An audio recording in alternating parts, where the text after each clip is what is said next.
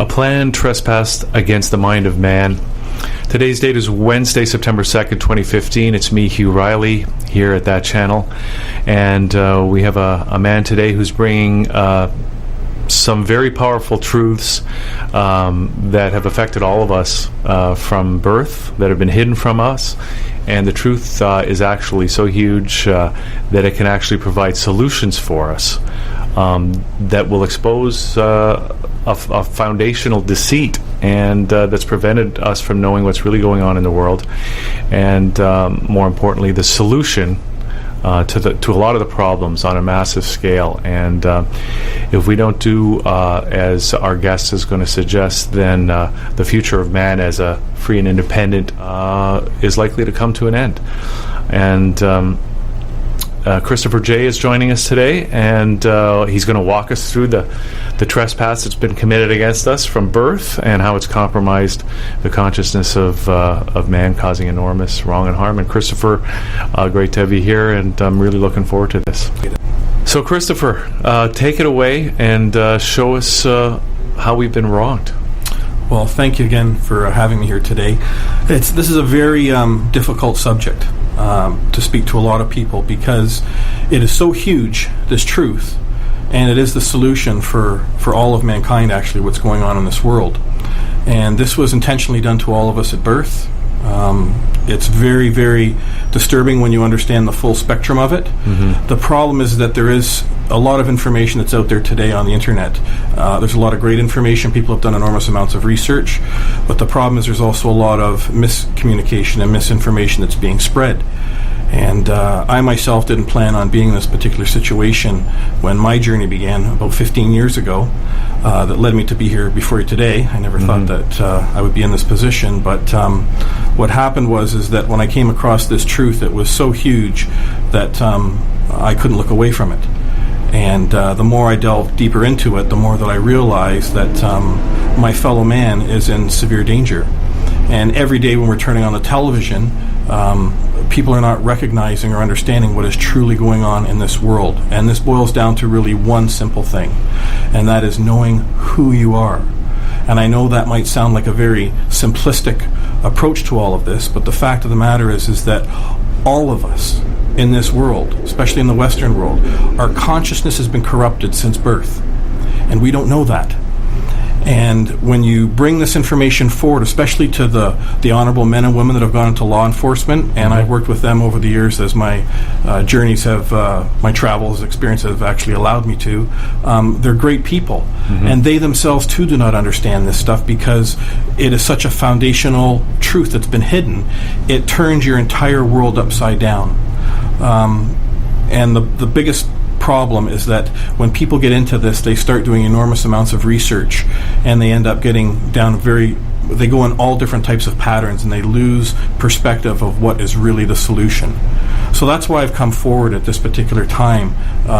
It has nothing to do with money to me. It has to do with helping my fellow man wake up, because once our man wakes up to what is really going on, our world is going to change overnight. So this first slide that we have here, Hugh, the hierarchy of the creation law of man, this is a diagram that I've put together that really explains simply who he who creates, owns, and controls. And this is very important. This is what we've lost as man, of understanding the power that we truly hold in our existence on this planet. As you know, our Creator, God, created all men equal. And somehow we've moved from that understanding to people that we elect to represent us in government are now somehow dictating to the masters. They've always been our servants. So the common law is a very, very powerful vehicle for your fellow man, and it's something that in the legal world, they are all trained and taught that common law is basically case law. That's which they rely upon. Mm-hmm. But common law is not that for man. Common law is based on the cultures of the people and their history, the customs, pardon me.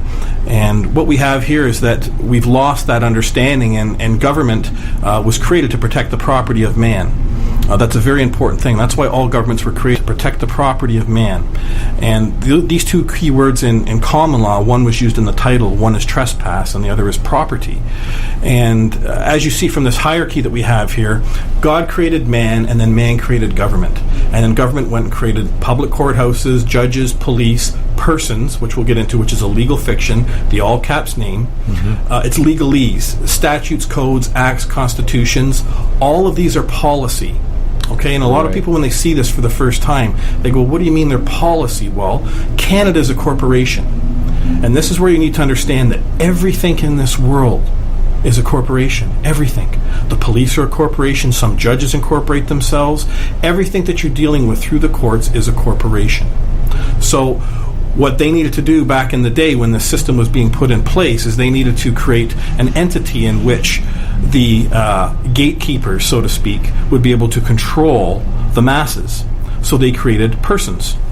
And that's why if you go just do a simple search on the Constitution or any of the acts or any of your highway traffic acts that we have, do a search for the word man or woman, and you will not find that. When they write the laws, they use the word persons. It's always person, it's always persons. And that is a fictional entity that was created from birth, from your birth. And what we'll get into here shortly is you'll see the documentation that supports this, how the government has basically pulled a fast one on our parents when we were born and against every child. Because what has happened is that has led everyone to believe that the documentation we've been given from government is actually you as a man, and it is not. It is a person. I always refer to the documentation, like if you look at this next slide here, we talk about capacity, man or a person. Now, a person is a legal fiction. Whenever you walk into any of these courthouses that we have today, these public venues, these crown courts are all based on legalese, legal. Legal refers to the person. It does not refer to a man, okay? The law society does not own man. We are not property.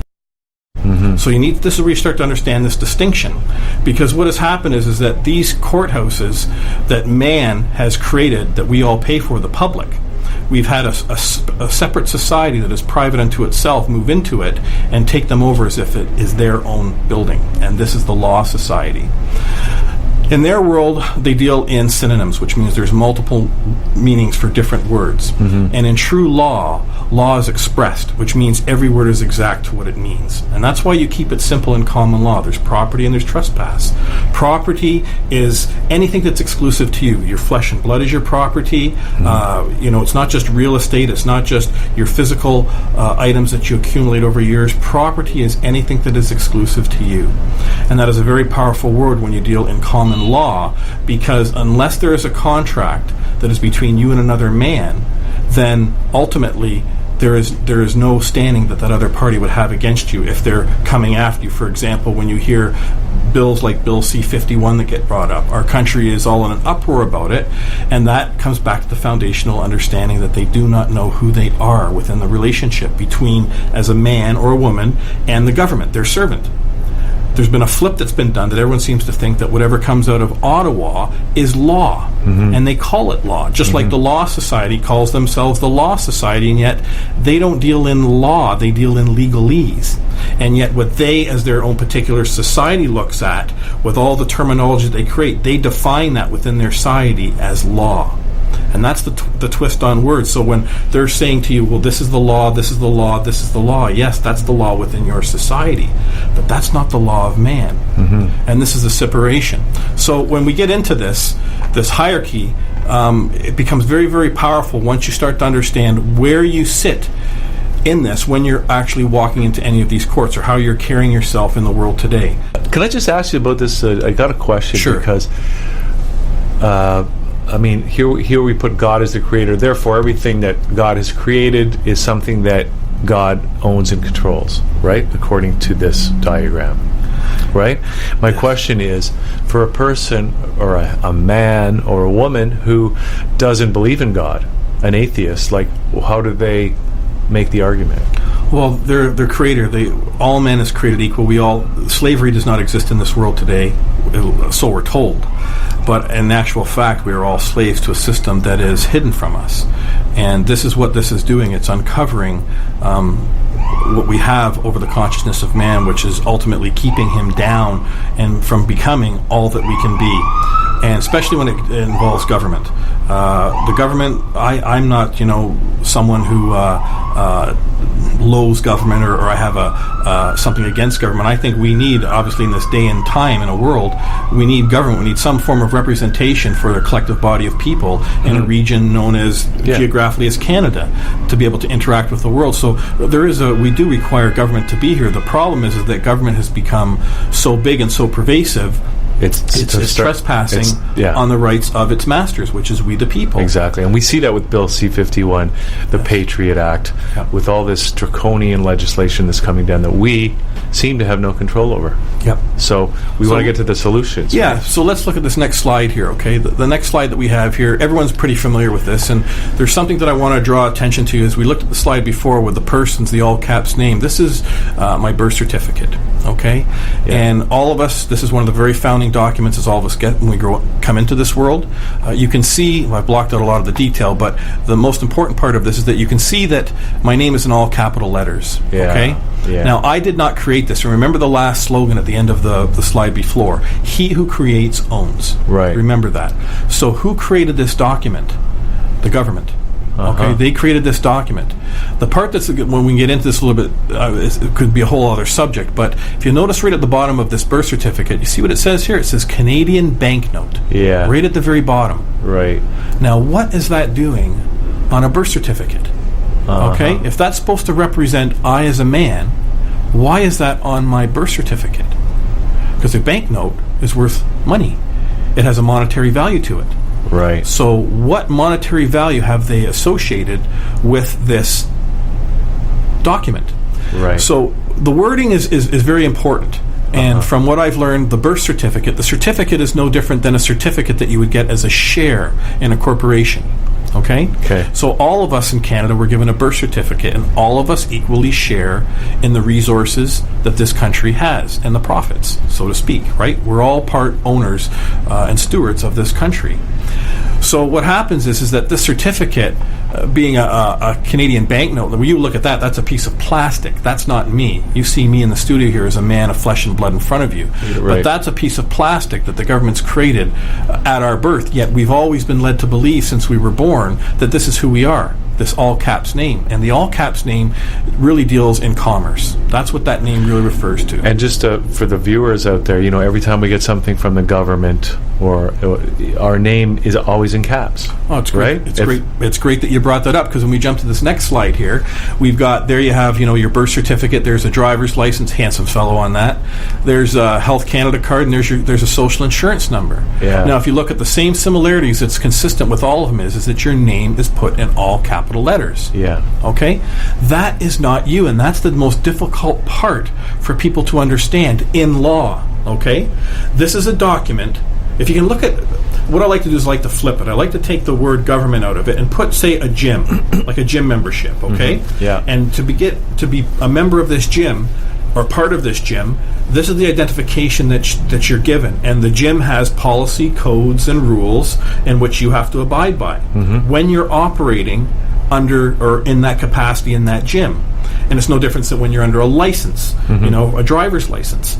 For those of you that might find this very difficult to understand, a man does not require a driver's license.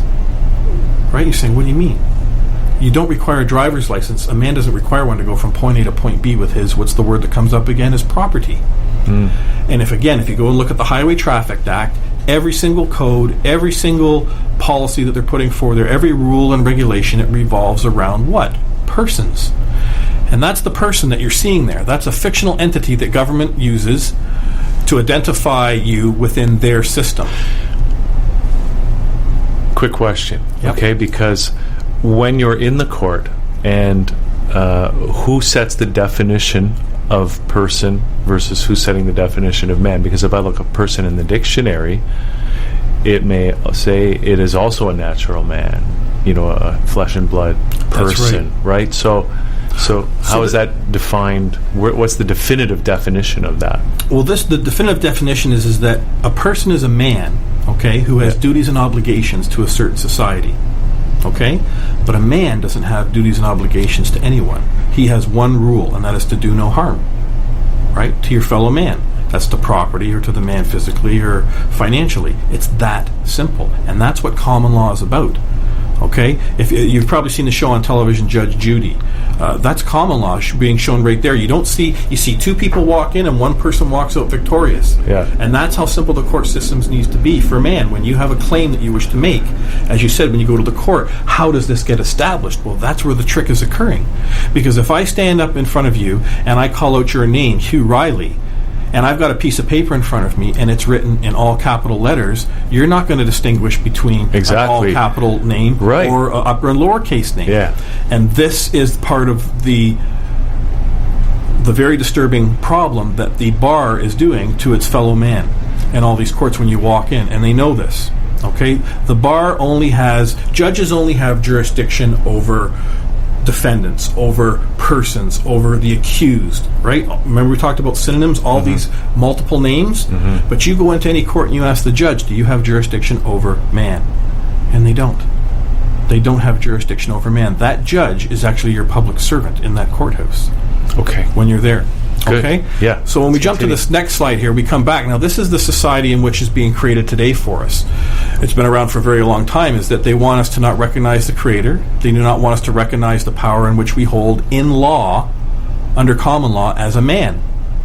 They want us to believe that the government is the de facto all ruler that makes the rules for the country, and the people are simply to go along with it through legislation, and then if there's problems with whatever laws, which they are calling laws, which are not laws again, they are policy for a corporation, because Canada is registered on the stock exchange in New York.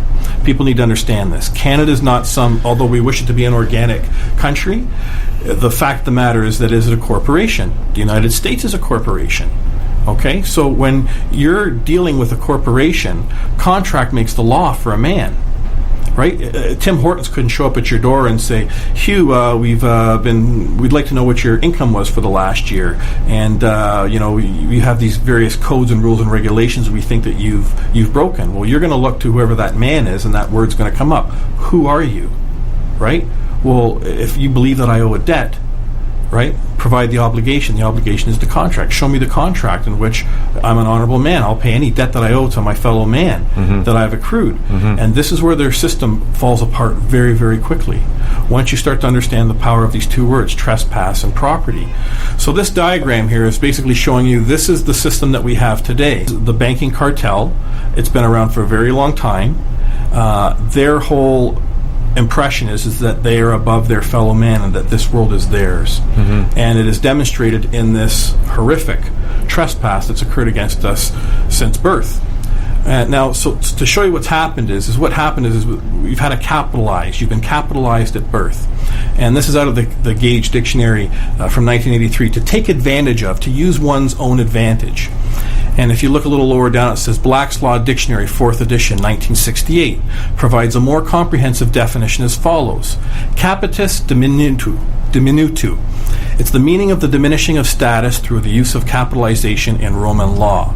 So when you're diminishing or an abridgment of a personality, it's a loss or curtailment of a man's status. So when they use the capitals, they're diminishing our status. That's right from the get-go. So what happened at birth, right? When we came into this world, we had some very, very important knowledge that was hidden from us.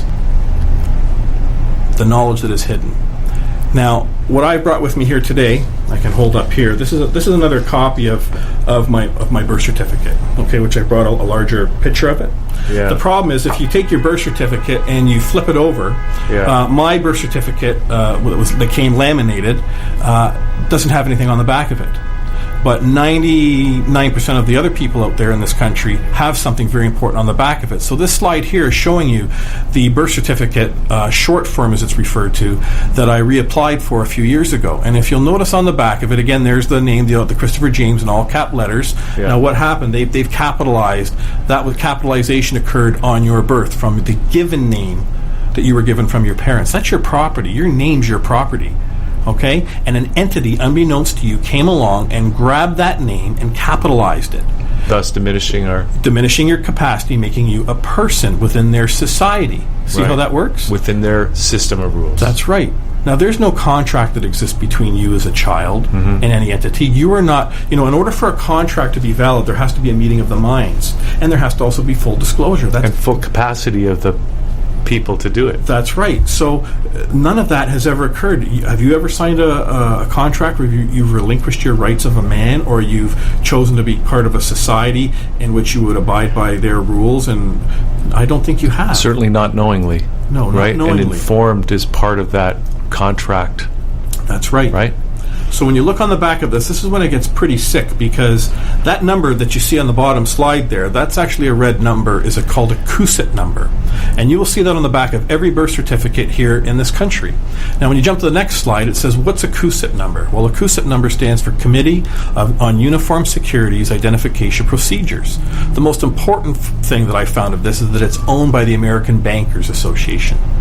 Okay? Yeah. They own this system of CUSIP. So again, here we have a birth certificate, and all our life we've been led to believe that this is who you are as a man. This is your identification. Right. And then we're finding out that this CUSIP number only refers to stuff that is bought and sold on the stock exchange. It's required for any financial instrument, be it a stock, a bond, or security. Okay. So we've heard rumors that we our stock of ours as the people are traded on stock exchange, and this is the smoking gun. Yes, this is CUSIP number on our birth certificate. That's right. This is what's going on.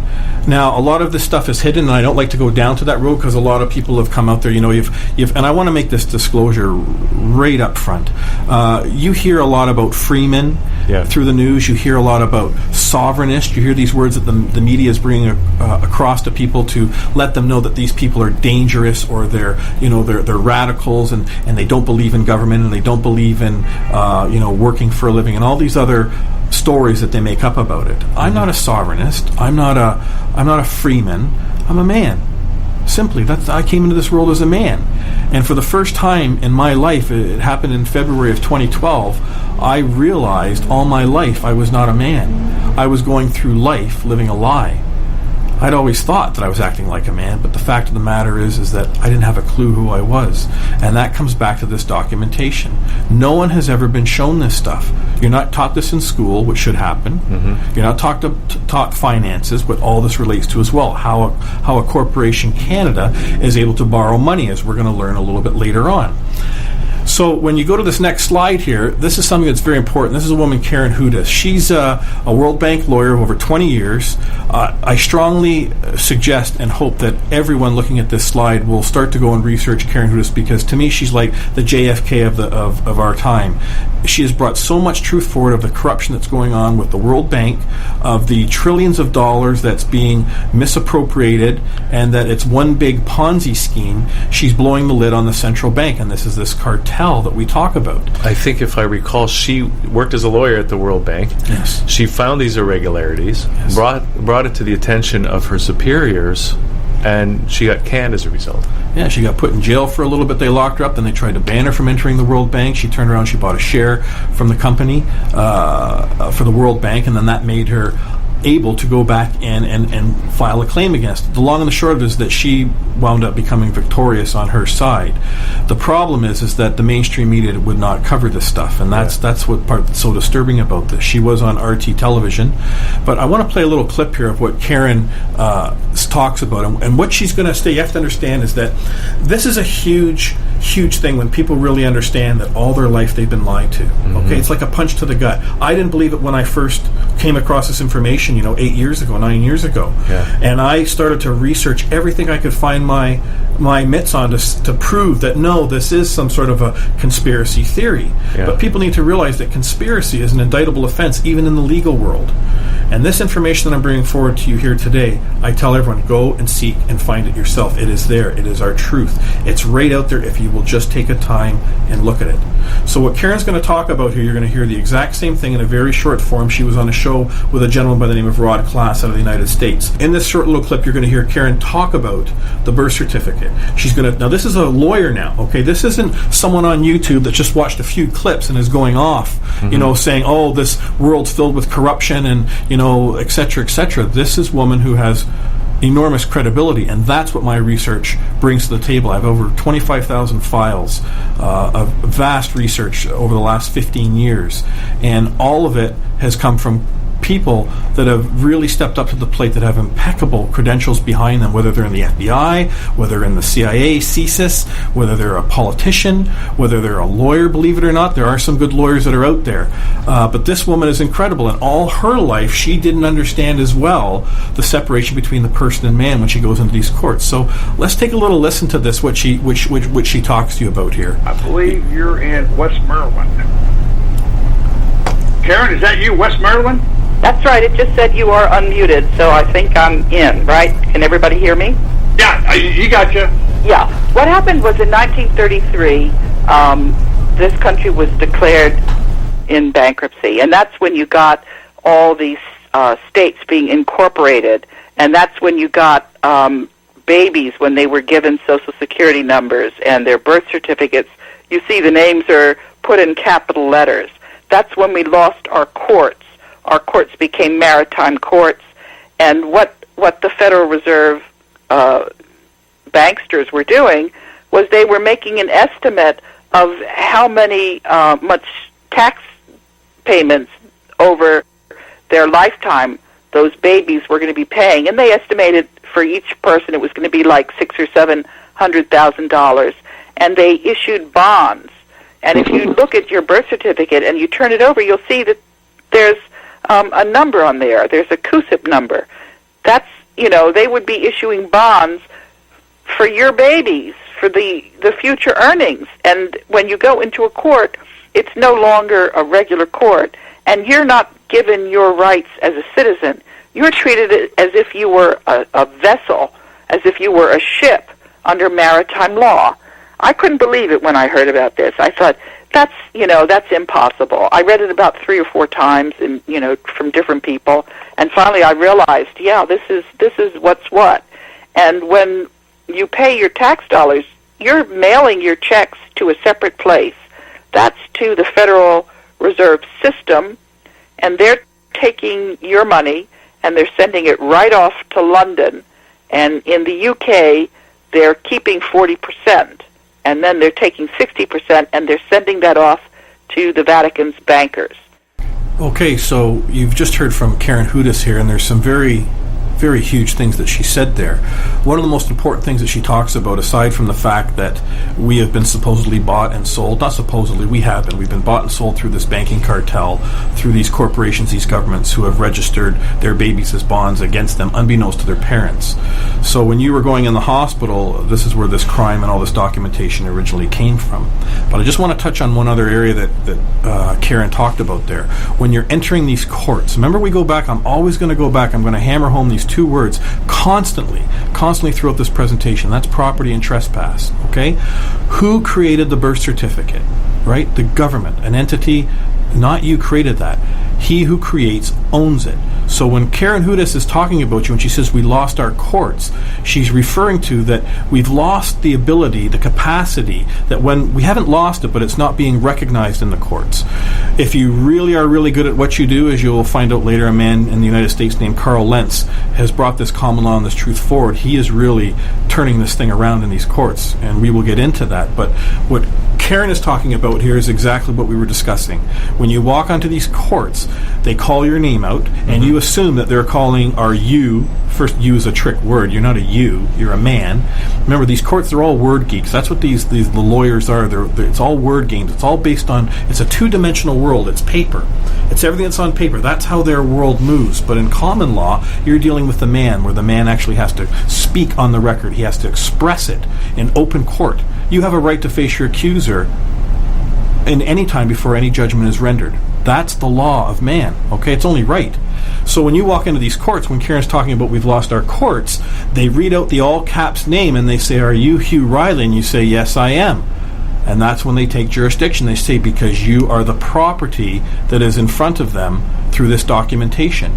Even though they know that they see a man standing in front of them, but you're accepting that, yes, I am the vessel, as she talks about, that's working through that identification, and I am bearing all liability and responsibility for the duties and obligations which I am required to carry forth under that documentation. Remember, if you're operating within that gym, as a gym membership, you have to abide by their rules and regulations. When you come home, those same rules and regulations don't apply to you. You're supposed to be free. And it's the same with this documentation. So my question is here, it's when they read that name in court, because the all capitalized in print is different from the name in upper and lowercase. But when you say it orally, you can't tell. They sound the same. They sound exactly the same. And that's one of the first tricks that's going on. And I would point out, too, that the name really is irrelevant. Because when you're dealing in common law is man v. man, okay? It's man v. man. That's what the law of the land is, okay? And it's basically simple. Did a man trespass against you and your property, okay? In their world, the persons have what? They have the duties and obligations. So that's where all their codes and statutes and all these things apply. If you look at the Constitution, it applies to persons. Again, nowhere will you find anywhere, if you search any of the government documentation, the word man or woman.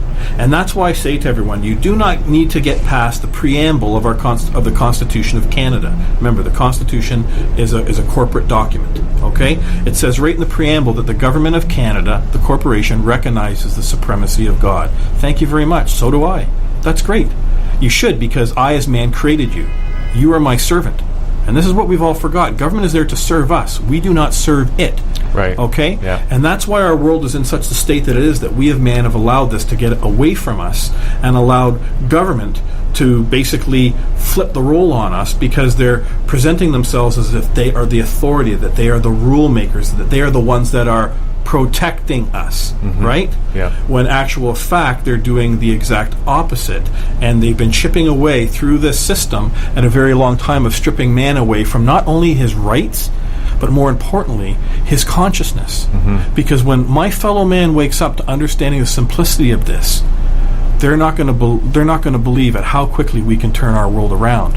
And this applies to police. It's same with the police. When we talk the word person, any police officers that are there right now listening and watching this show, go and look at the oath of office that you took. Your oath of office is to persons, right? What is the person? The person is that fictional entity that government created. You're protecting the government's property. The property of the state. That's right. And this is where their oaths aren't worth diddly squat, because not because of the man or the woman that has honorably gone into law enforcement and they've taken that oath, because they've taken it under the consciousness that they are there to protect their fellow man. That's what it boils down to them. So they've been fooled even when they're taking the oath. Police officers don't really understand the difference between the person and the man. They don't understand this. I've worked with law enforcement all levels over the last 12 years, like I said, in various capacities with cases where it's just been weird how things have been come through my life. And what I found with all these various levels of law enforcement is, as I said, they're great people. They're incredibly frustrated. They're under enormous stress. They're under enormous pressure, because they don't understand sometimes when they spend months working on a case and then they hand it off to the Crown, the lawyers, something different happens. It gets thrown out, it gets tossed, and they do not understand it. Right. So that's why this is so important, because as we get into this, we're going to be able to show a vehicle in which law enforcement, the police officer, is no longer going to be at the side of the road going license and registration, which is a complete waste of time. To me, that's one of the biggest statements that chiefs of police make, that we're there to keep these roads safe on behalf of the people. That's ridiculous. There's millions of us on the road every single day. We're not children. We govern, and everything works in this city because man is trying to act as a man, okay? And when you have an entity, a third party coming along that's trying to impose their codes, their rules, their regulations on you, it's a trespass against you at man. So this is the problem, is that when you're hearing about these free men, or these people that are pulled over the side of the road and they say, I don't require a license, or they might say, I don't require insurance or whatever, well, the situation gets completely convoluted from the mainstream media. And the police officer, that's why the first thing he says to you, license and registration. He says that because he has to establish what at the side of the road? Jurisdiction. He has authority and power over that person. Right. Right, that's operating through that license. It's like a security guard at a gym, right? He's coming up to you, say, are you this member of this gym? Well, you're not supposed to be doing this, etc., etc., etc., right? Now, what if that same security officer came up to you on the side of the road and pulled you over? You'd be like, who the hell are you? What are you doing? Why are you interfering with my right to travel, to go from point A to point B? Okay? And this is what the system is ultimately terrified of, because as soon as you put this out here that, for example, that a man does not require a license to go from point A to point B in his property. Okay, remember, a society which you and I do not belong to, the law society, the legal society, they made all these definitions and these terminations. They call things a driver, they call it licensing, they put all these names to codes and acts and statutes. You did not create any of that. You had no involvement of that. So I don't care what they call it. It's my property. My car is my property. And then they trick you into a contract. That's right. What they're actually doing on the side of the road is they're executing part of their contract. They're saying, look, part of the contract is, you know, that when you're operating under this license, that you are supposed to do this, and this. You can't speed, etc., etc. Okay? So whenever I get pulled over, the first thing that when I have been pulled over, I say to the police officer kindly, I say, I identify myself as the man, and I have a document that we're going to show here very, very, very soon that everyone needs to acquire, and I simply say to the officer, yes, I was given a license by the provincial government. However, I'm not operating under that license at that time. Man was given full domain of this planet by our Creator when we came into it, and we have every right to travel freely in this world. This unabridged. Is awesome. Okay, let's continue. I want to get to the solution. Yeah. I want to learn more about this stuff. So this is the document that has been hidden from man, okay? And this is called the Statement of Birth. Now, what you're seeing here, you're seeing actually two documents in one. On the inside of it, you're seeing it's the original hospital record. When you came into this world, this is the document that your parents would sign at the hospital, okay? Mm-hmm. Now, again, unbeknownst to the doctors, to the nurses, as in my intro piece talked about, this is what we're discussing here. Your parents didn't know this, the police didn't know this, the doctors and nurses didn't know this.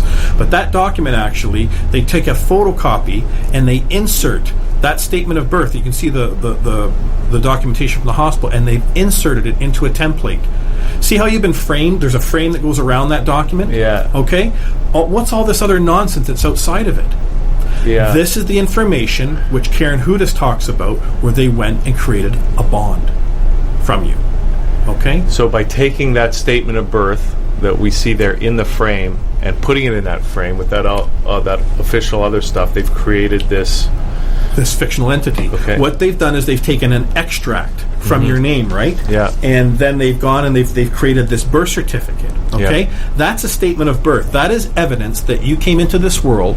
It's just a registered event. It doesn't delineate any type of control. It's just a registered event of something that happened. And the government witnessed it. Yeah. It's just a record. That's right. So you look at this, remember we come back to, he who creates owns. So who created that?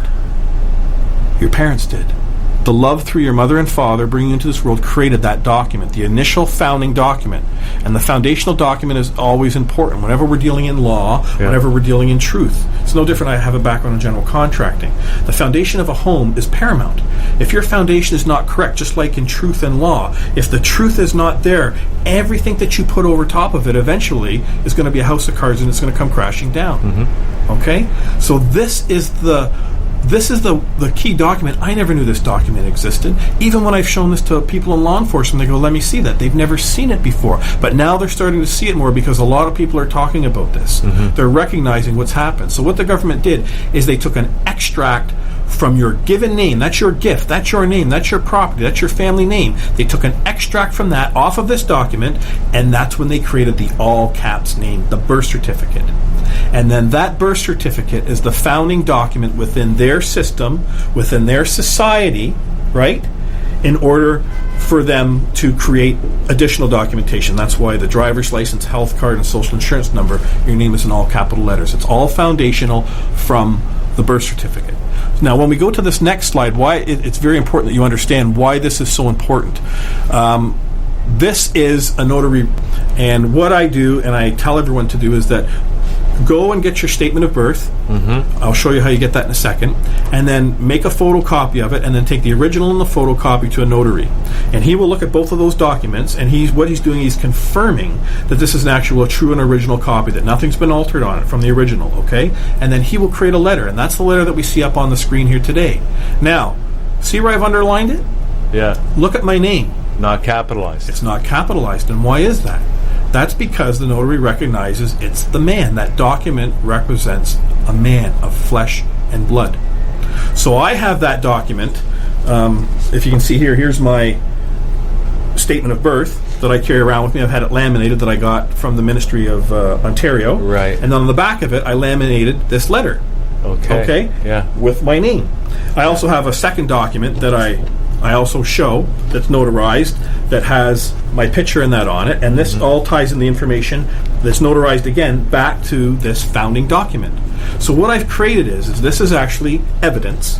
Okay, this is proof that if I'm interacting, because you're going to interact with government, you're going to interact with their agents. Yeah. You always want to do it honorably. Yeah. You don't want to do it from a point of anger. You don't want to do it from a point of fear, especially.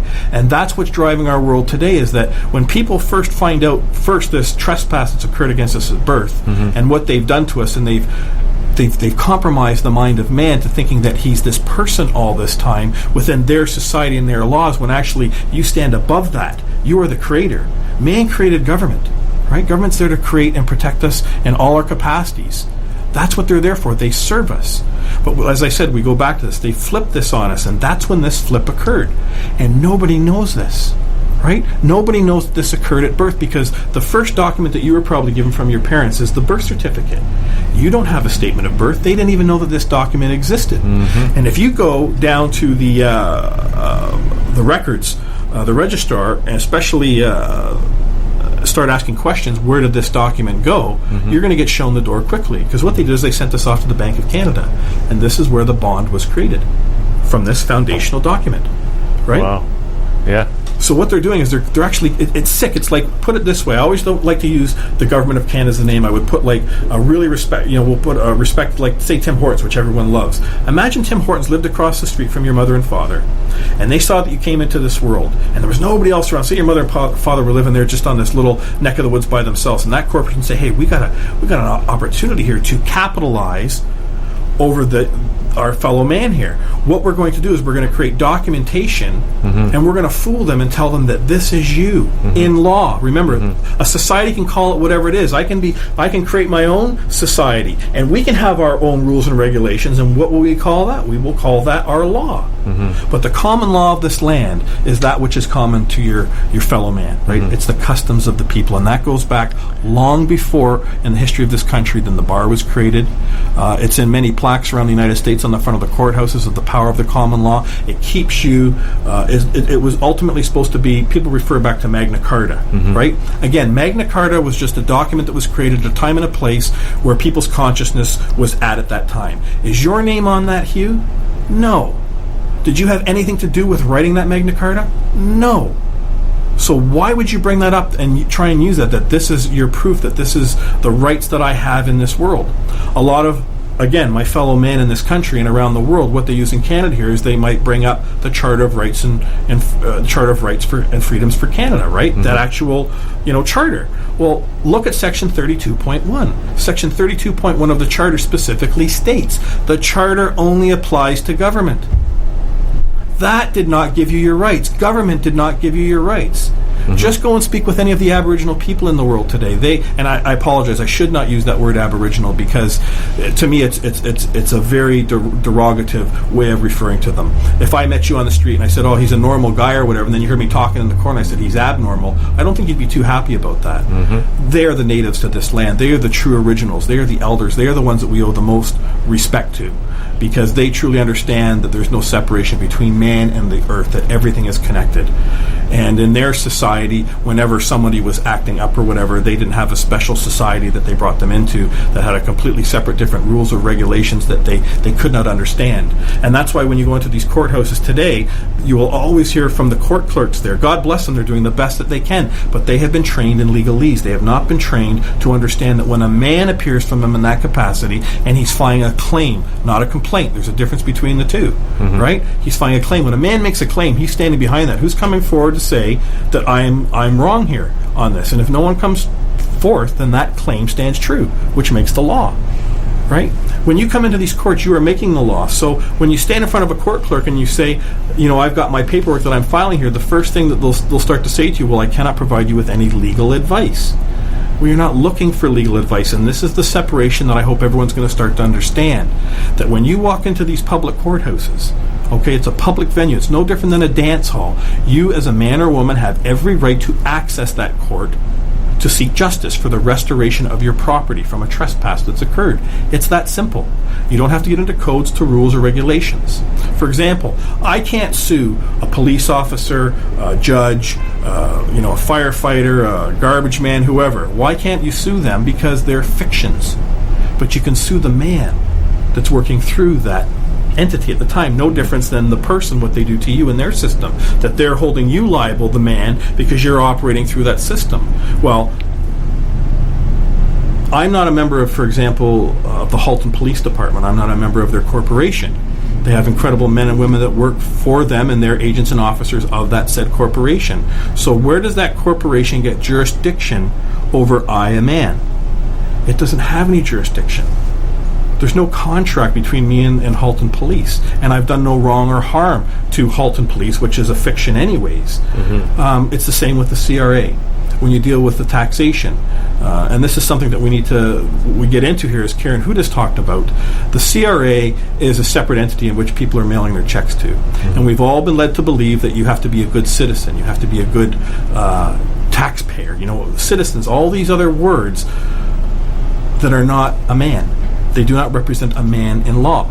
So if Tim Horton showed up at your door and said, hey, we need to find out, here's our T1 form, and we need to know how much money you made last year, Hugh, and we're going to tell you how much you're going to pay us in taxes and that, well, the first thing you're going to say again is, who are you, and probably get the hell off my property, right? Because I don't know you, and you're basically coming here trying to extort money from me. This is what's happening with the CRA, because people are led to believe that the taxation that's collected from you is actually staying in this country, and it's actually going to pay for all our services and things like that to keep our society one of the greatest countries that's supposed to be in the world. The fact of the matter is, as Karen Hood has discussed, that money's leaving this country.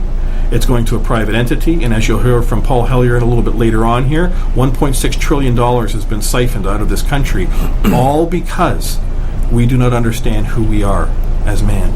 So when we go to this next slide here, how you acquire a statement of birth. It's very simple. We'll blow through this quickly. You go to Service Ontario. You'll see that they say your birth certificate here. There's marriage certificate and death certificate. So you would want the birth. And as you go through the first pages, once you start filling out the information, you'll get to this page here. It says birth. Apply for a birth certificate, a certified copy, registration, or search. When you go to another page, then it will show you. Now this is the trick, and Service Ontario has gone back and changed this since I began my discussions, I guess you could say, with law enforcement. Right. It used to say birth certificate, short form and long form. Yeah. Okay? Now, the short form is your wallet size. That's what everyone has in there, and that's what has the CUSIP number on the back of it. Right. The long form is not a birth certificate. The long form is this statement of birth, this document that we talked about. Now, you look at this document anywhere, and you show me where it says birth certificate. So that's what's in the frame, is what we're talking about.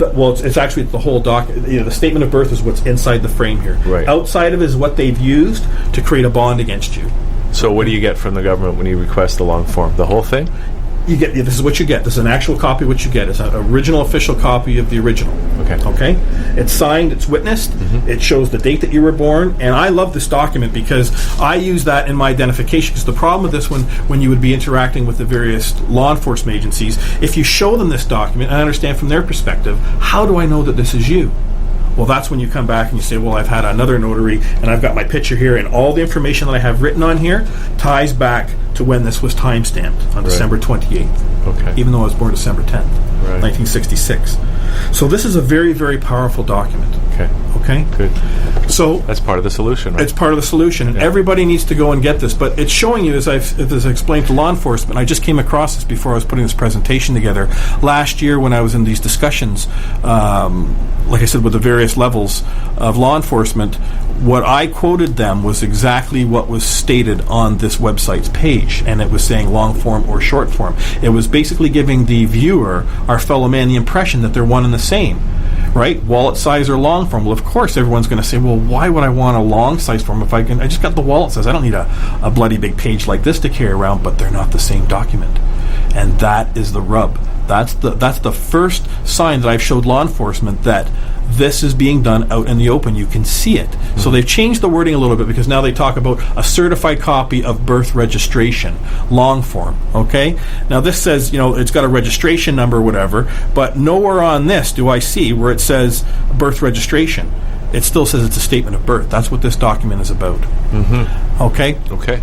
So we come back to this main slide again, and this is ultimately what we will hammer home. God the Creator, who do you want to be within the capacity, how you operate and carry yourself in this world? Do you want to operate as a person within this system that's been created? See, government is created by man. It's supposed to be there for us to access for our benefit and privileges. Right. Okay? Yeah. But when it's no longer a benefit to you as a man, why would you use that? And there's no contract that binds you to that documentation, that which you did not create. Remember, you didn't create the birth certificate, you didn't create the driver's license, the health card, the social insurance number. The social insurance number is nothing more than an employee number. If you worked for General Motors, right, it's my employee number. That's all it is. That's how they identify you within the system. These are the union dues and that you're going to pay taxation to us through our system. Okay? So that's why people need to really understand where they sit within the hierarchy of creation, because that transfers that once you understand this founding principle truth, it will change everything in how you're moving forward in the courts, how you'll be treating your fellow man, the interaction that we're going to have with our fellow police officers. That's why this is so huge, because they need to get this information. If the police, believe me, these people, there's a lot of great people out there that are in law enforcement, and they are just as fed up and frustrated as you and I am, and they see horrific things on a daily basis, because the system in which they've been put into, their honor, they read what they're bound by to their duties and obligations. Well, their duties and obligations do not trump the rights of a man. Right. And just going back to the diagram here, if we're a person, we're at the bottom of that pyramid. We're just another corporation, right? That's right. And you're there to be basically ruled over. You've got duties and obligations because you're within that society. But if we're a man, a natural man or woman, we're number two, just under God. Just under God. We are actually the creators of all this in this world. Yeah. Ye are all gods. That's what the good book talks about. And I'm not, believe me, I'm not a religious person. I'm a very spiritual person. I believe that there is a higher power, whoever that creator is, or that created us. But they did give us our right to freedom. Mm-hmm. It's no different than John F. Kennedy said, all man was born to be free and independent. And yet we were born free, but immediately at our birth, this trespass has occurred.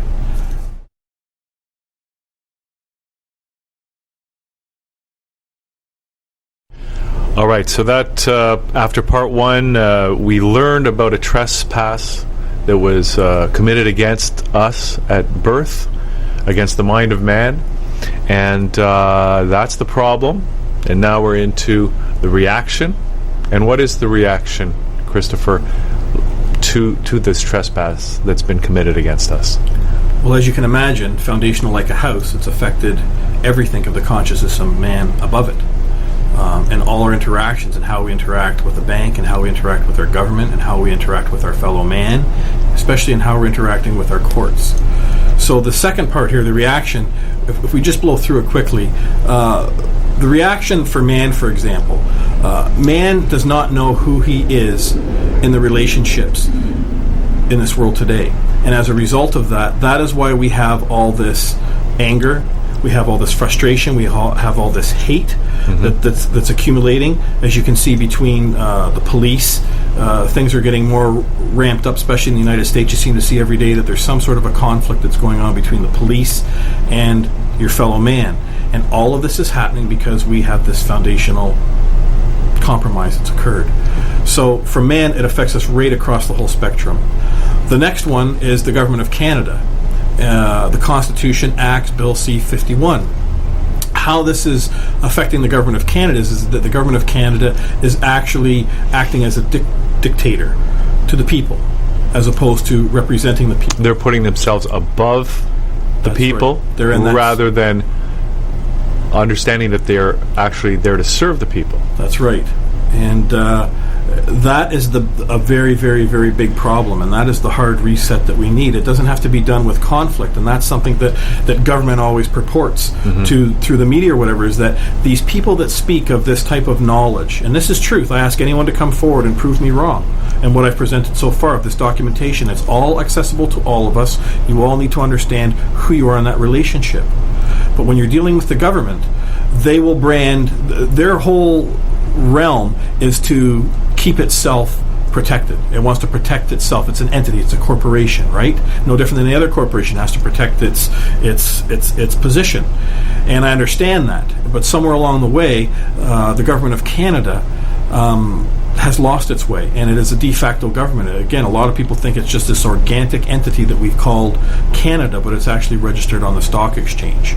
Okay. So when we deal with government, the relationship obviously has shifted. It goes back to that second diagram that we had that showed that the banks are at the top of the pyramid, the bankers, and then you have government, and that they created persons. The governments don't want to recognize that you are a man.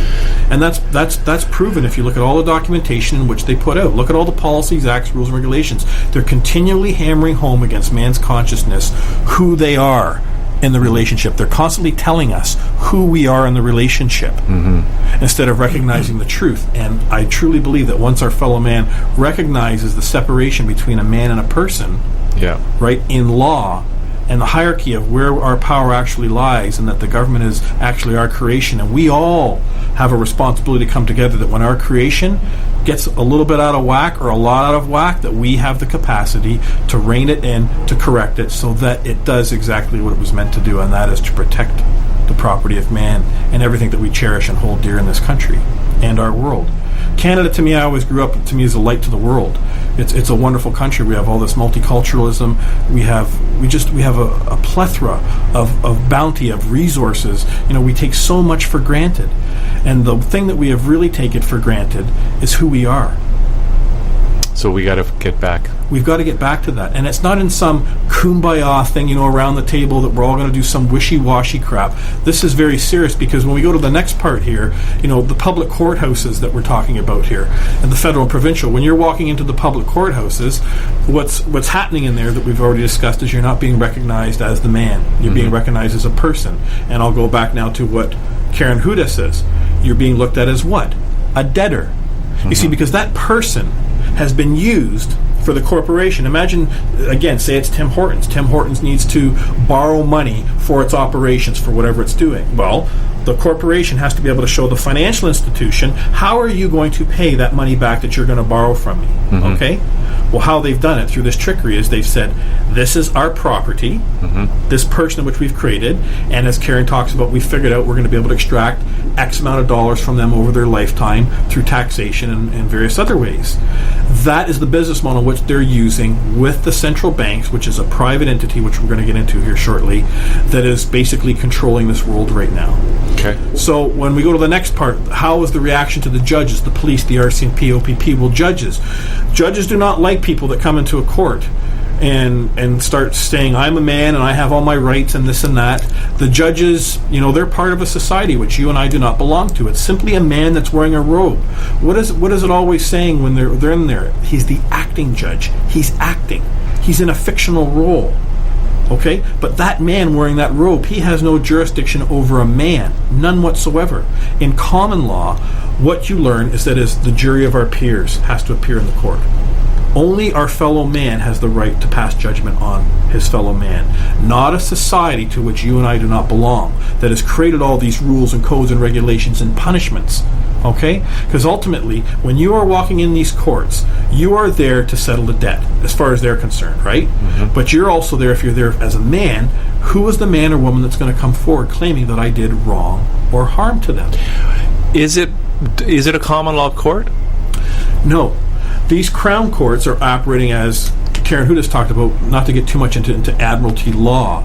Admiralty law is the law of the sea. But then how do we create a court that operates on the principles of common law? Because what you're saying is that we have to assert our rights under common law. Well, that's right. And this is the problem, because it happens right from the get-go. Before you even get into a courtroom, it happens right with the court clerk that we talked about earlier. When you're bringing your claim forward, and all of a sudden, the first thing that they're going to do to it, for those of you who have never been to a courthouse before, there's a central area in every courthouse, and it's called the court clerk. And that is the area in which all the filings come through, whether it's civil, whether it's family, etc. That's what it's there for. They have an incredibly, incredibly difficult job. But those court clerks, our fellow man or woman who are operating in that capacity at that window, they've only been trained in legalese. They've been trained in crown courts. Now, a lot of people say, what's the crown? Right? A lot of people think, oh, the crown's the queen. No, the crown is the bar. That's what the crown is. The crown is the bar. So you're entering a private society's court. They're crown courts. They're private courts. Right? And as soon as you identify yourself as the person, their system is set up to basically do whatever it can to extract as much money from you from point A to point B and get you out the door. It has nothing to do with justice. Where in common law, a man or a woman has to come forward and make the claim that they did not do wrong or harm to you. Right? That's the separation of it. And even the Queen is not allowed in the City of London, I believe, or that's right, something like that, right? That's a whole other thing that we could get into, but I like that's the biggest problem that I'll hammer home always with this too, is that there is so much information. I don't wish to overload my fellow man with this. So I want to keep everybody focused on the trespass that happened at birth. Right. Understand who you are between a man and a person, and once you understand that, once the masses understand that, I believe in the people that are working in public servant capacities, in government, or MPs. I believe in the police at all different levels, that these people are going to do what's right. Believing in people, not the roles that they're playing. That's right. Right? But believing in the people themselves, right? And it is my intention to hold, and I say this to every single police officer out there today, or anyone that's working in Secret Service, you took an oath. And I believe with all in my heart, the oath that you took was to protect your fellow man. It was not to protect a person, a fiction, an entity, in which I've described here today. And that is why, once they understand this, they are going to have more power than they ever imagined. And I don't mean by surveillance with C-Bill 51, or listening to our telecommunications, etc. They are actually going to remove enormous amounts of red tape. Because what you're going to see is with the judges, the police, the RCMP, and the OPP, is that they are going to be able to basically move cases themselves. That's what I would like to see. I would like to see, instead of our ROI, return of investment, which is actually piss poor in law enforcement right across the board, because if you talk to anyone in law enforcement at all various levels, as I have, they're all going to tell you, especially in their fraud divisions, Chris, we have more fraud than we know what we can do with. I've been told from all three levels, and these individuals didn't know each other. It blew me away. They all said to me, Chris, we could take every officer that we have on our force and we could put them on fraud, and we still would not have enough resources to be able to address it. And this is why we're seeing all this wrong and harm that's going on, from the elderly in our world to the disadvantaged to the less fortunate and unfortunate in our world. It's because the system is geared to do one thing, and that is to control and to keep that foot down on the mind of man. And more all the time, which is why it's so important that we get to the solution here. And we learn this. Yeah. So the next one, when you look at on the slide, the Crown Courts and the attorneys, what will happen, the reaction is, when you go into these Crown Courts and you're standing there as the man, these lawyers have not been trained in this. They've been trained in legalese. They believe in what they're doing is the law with all their heart. But it's not. And they're starting to find this out. When you walk into the court, the very first thing that has to be established, that you, just so you know, is that court has to establish jurisdiction. What is jurisdiction? Jurisdiction is control. Okay? So in order for that court to have control, you always got to come back to that main word, who. Whose court am I in? Whose law is this that's before this court? Well, I got a lawyer over here talking about some legal codes and gibberish that I don't understand, and what you actually are is you want to be an idiot in their society. Because you're an idiot. We don't know all their gibberish, all their rules. It's so convoluted, but that's how their system is gamed, so that they can sucker you into it, and then they can run with it and extract as much money out from you. Whereas if you were a man simply going in front of another man or a woman that has wronged or trespassed against you, it's very simple in front of your fellow man. You show the evidence, and they make the ruling. They make the determination. It's that simple. That's the common law, and that's the power of it. The legislators in Canada will not like that, because that removes all their power of all these wonderful laws and that they're creating supposedly for the society. So when you go to the next part here, the law society, it's a private legal society. You're not a member of it.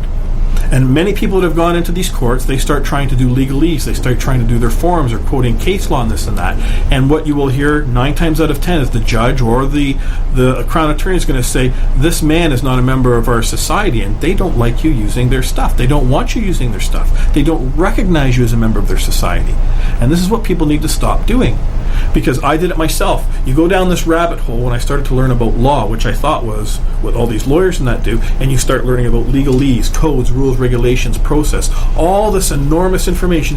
It's huge. And that's why people just say, I don't understand this, and they use a lawyer. Mm-hmm. Well, that's how their system was set up, to do that intentionally, so that you will go to them, because you don't realize that there is another system, a system that is more powerful, that stands above that, and that is the common law for man.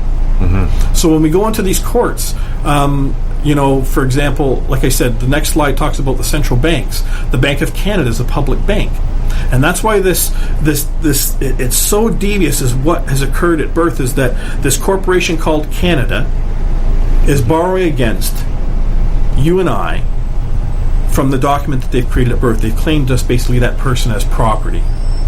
Right? That's sick. And we, through our ignorance, have gone along with this, and we've all been led to believe that we have to pay taxes in order to pay for these social services, that we have to have this health care or whatever. When the fact of the matter is, as you will hear from Paul Hellyer, as I've talked about, is that we have had $1.6 trillion taken out of this country by the people. That has been done unlawfully through taxation, because that money has gone to the central banks. People do not realize that the Bank of Canada is a public bank. It was created in 1938. It was nationalized, which means it's there to create money for and by the people. It's our bank. We, the public, own it, not a corporation.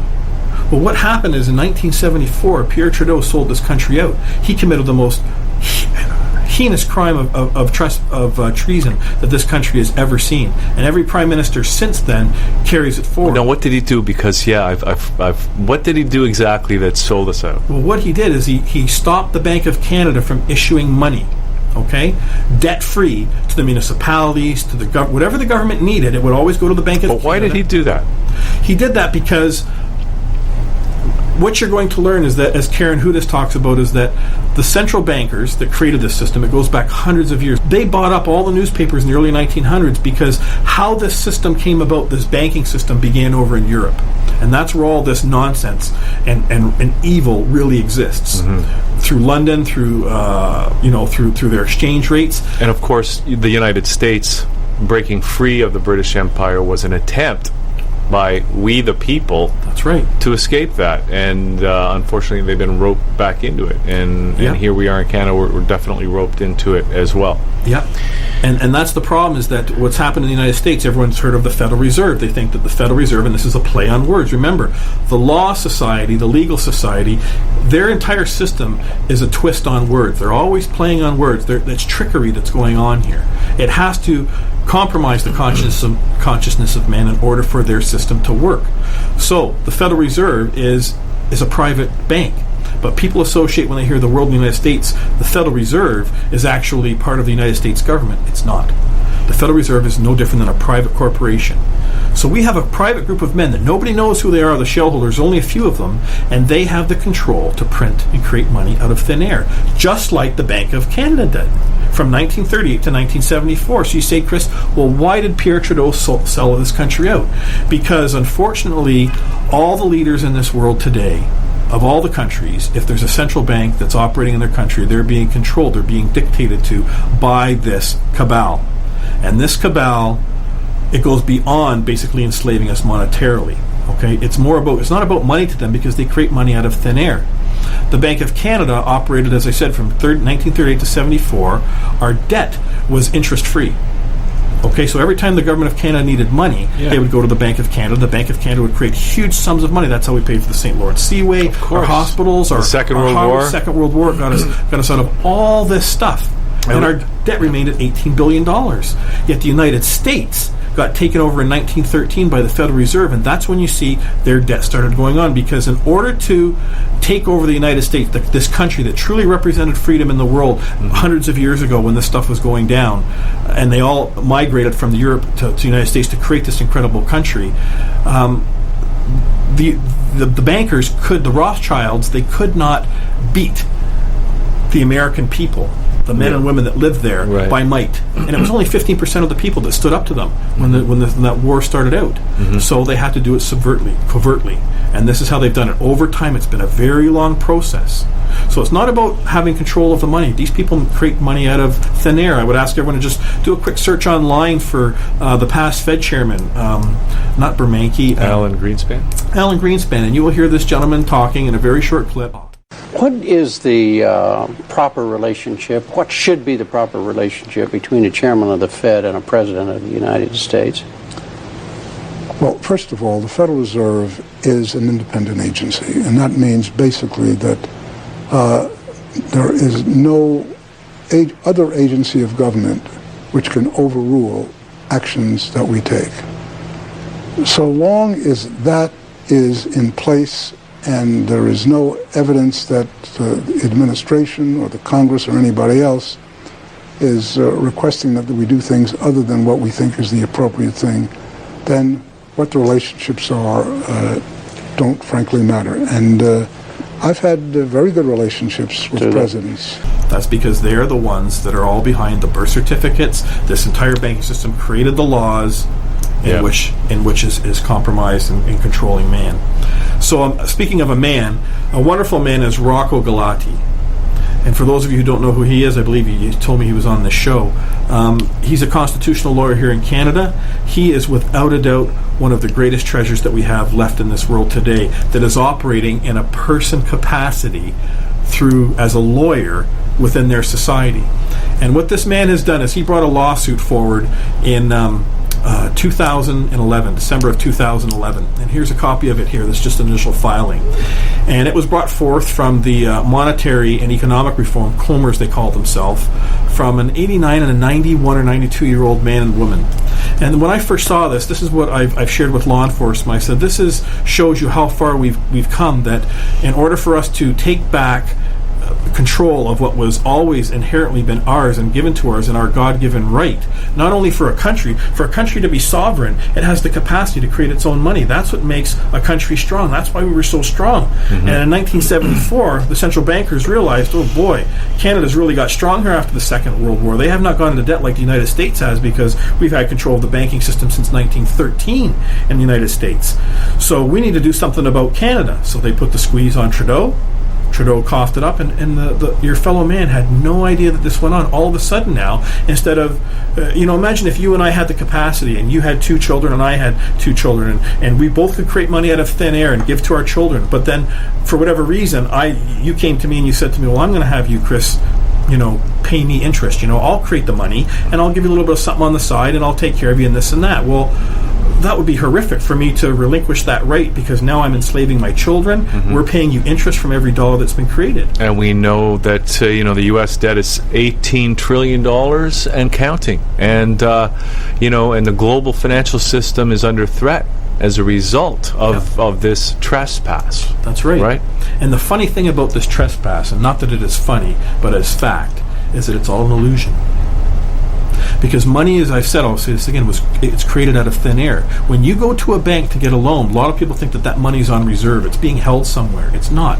The bank creates the money out of thin air. It types those numbers on a screen, and poof, that money appears. But if you don't pay your mortgage, they're coming to take your real property. That's right.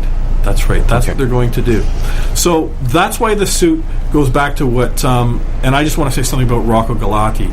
He is an incredible man. What he has done for this country and for our fellow man within the legal system, trying to stay within the Constitution, this man should be given the highest award in this country, because he is truly exposing what is going on. And I, again, ask everyone to go out and find this document, this PDF document. You'll find it on Comer's website of the filing that's gone in. Read this filing. Do you want to know what the government is hanging their case on? The filing is basically this. They're requiring the restoration of the Bank of Canada to be put back in the hands of the people, so it creates money by and for the people, interest-free, for infrastructure, for municipalities, you name it, right across the board. That is our bank again. We are no longer beholden to a private corporation called the central bankers. That's what he's ultimately doing. And the government, because remember I told you the Legalese Society, or the Law Society, their entire system is based on words and trickery. They like to play on words. So they're hanging their whole case on one word. This is the government. May. that the government may use the Bank of Canada for the benefit of the people of interest-free loan, but it's not required to. It can go and borrow money from a private entity that creates money out of thin air and then makes the people of this country all beholden to the interest payments. Yeah. And that's what is so sick about this. That's taking money out of the pockets of every Canadian. Every man and woman in this country. Because the government chose to do what they didn't have to do. That's to go right. borrow from private banks rather than borrowing from our own central bank. That's right. And Canada was the only public bank in the world when it was created. It's an incredible... That's why I know with all my heart that Canada truly is this place, a light unto the world, because we have within our country incredible infrastructure that's already been put in place. And when people start talking about, the separation between man and person, they think, well, geez, Chris, our courts are all going to fall apart. Everything's going to come crashing down. No, it's not. A hard reset is going to happen because we have all the core pillars already in place. We have court systems. We just have to change the accessibility for our fellow man to them. We have the police, all various levels, the military. We have them there to protect them. They're going to protect us. They're going to stand up to this, but they need to understand what is going on, and that's the rub that they don't know, because it's a top-down mentality. They take the orders from Ottawa and they just run with it. Everyone seems to be afraid to ask the question, why, who? Why is this happening? Who is doing this? And once you start asking those questions, which the government doesn't like, these answers have come forward. So what Rocco has done here is he's brought together an amazing claim, and this is the chart that we talked about, the national debt quickly. From 1938, 1940 to 1974, see, it was a straight line, $18 billion. It's because we were not paying interest to anybody. The bank was creating money in loans for the people, for our country. We can talk about, for example, a real simple sidetrack. Talk about the 407. Oh, okay? boy, that's a whole lot. We could do a show on the 407. No, but all you have to look at is that the whole premise, if you go back at why Harris had to go and allow a foreign entity to come in and pay for this, is because Ontario did not have the money for this. That was the big thing. And this is the big rub that you need to understand. In Burlington, where I live, we have a hospital. We haven't had a new hospital since 74 in the 70s. And they've just started building this massive new hospital. It's, hundreds of $60 or $70 million, I think. It's an enormous price tag. Well, what have they done?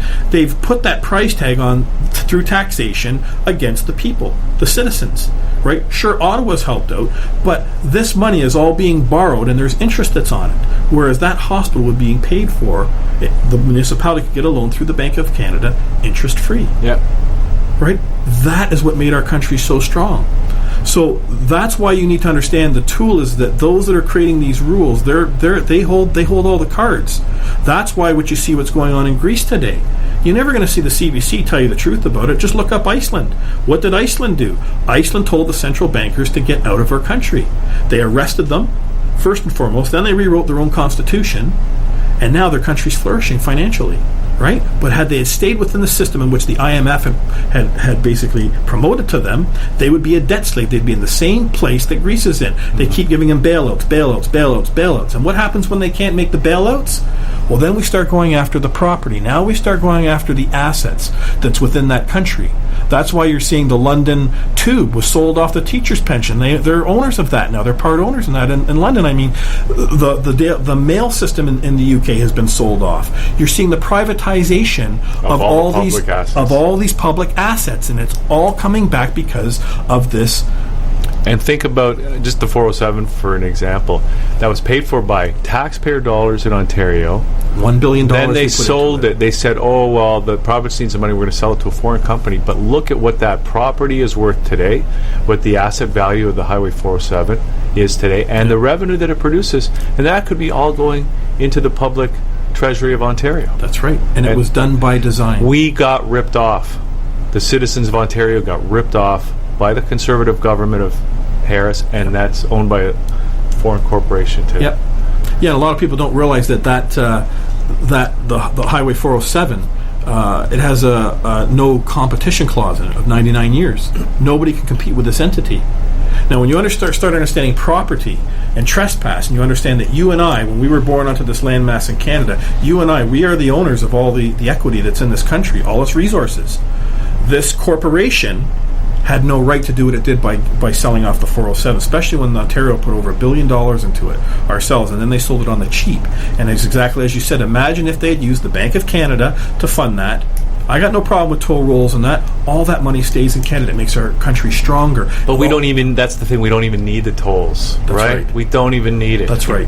It's just an extra little knife that we get. Exactly. In the back. Yeah. And then you see what happens when the government says, well, we're going to stand up for the people now because the 407 is charging too many rates or whatever. They get trampled on in court because they've got an ironclad contract against the government of Ontario, right? So there's the next clip here is I want to show you is a very incredible man. His name is Paul Hellyer.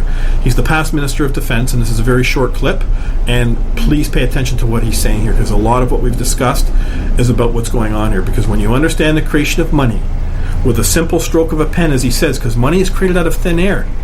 How does Canada get rid of its debt? Well, the Bank of Canada takes over our monetary system again. It's in control. And all it will do, it will simply write a check if it wants to the central bankers for the debt that we owe, and then it writes it off in its book, because the Bank of Canada, just like the central bankers, creates the money out of thin air. And people go, what? And that's when you understand that money is an illusion. Okay? Money is an illusion. They play on that on fear, all these financial crises, because they've created this casino, this monopoly in these financial markets that are all rigged, be it the stock exchange, be it whatever capacity governments are operating in financially, in order to enslave and further destroy the wealth of all the people. And that's what government was not created for. Again, they're created to protect the property of man, and the actual reversal of that is happening. So let's listen to this clip here of Paul Hellyer. He's an incredible man. If you could end the Depression with a single stroke of the pen, would you do it? Well, it's just about that easy.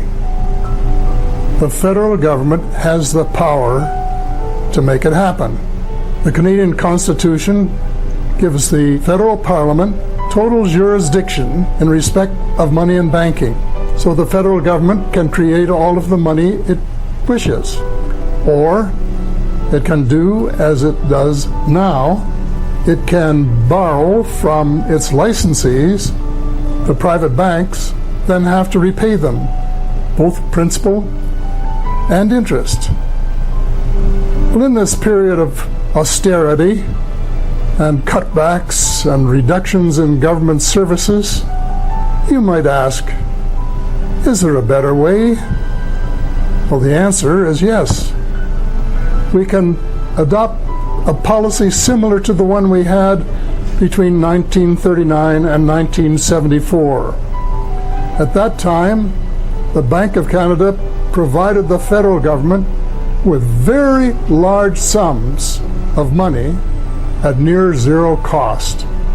The government spent this money into circulation, and that is what got us out of the Great Depression.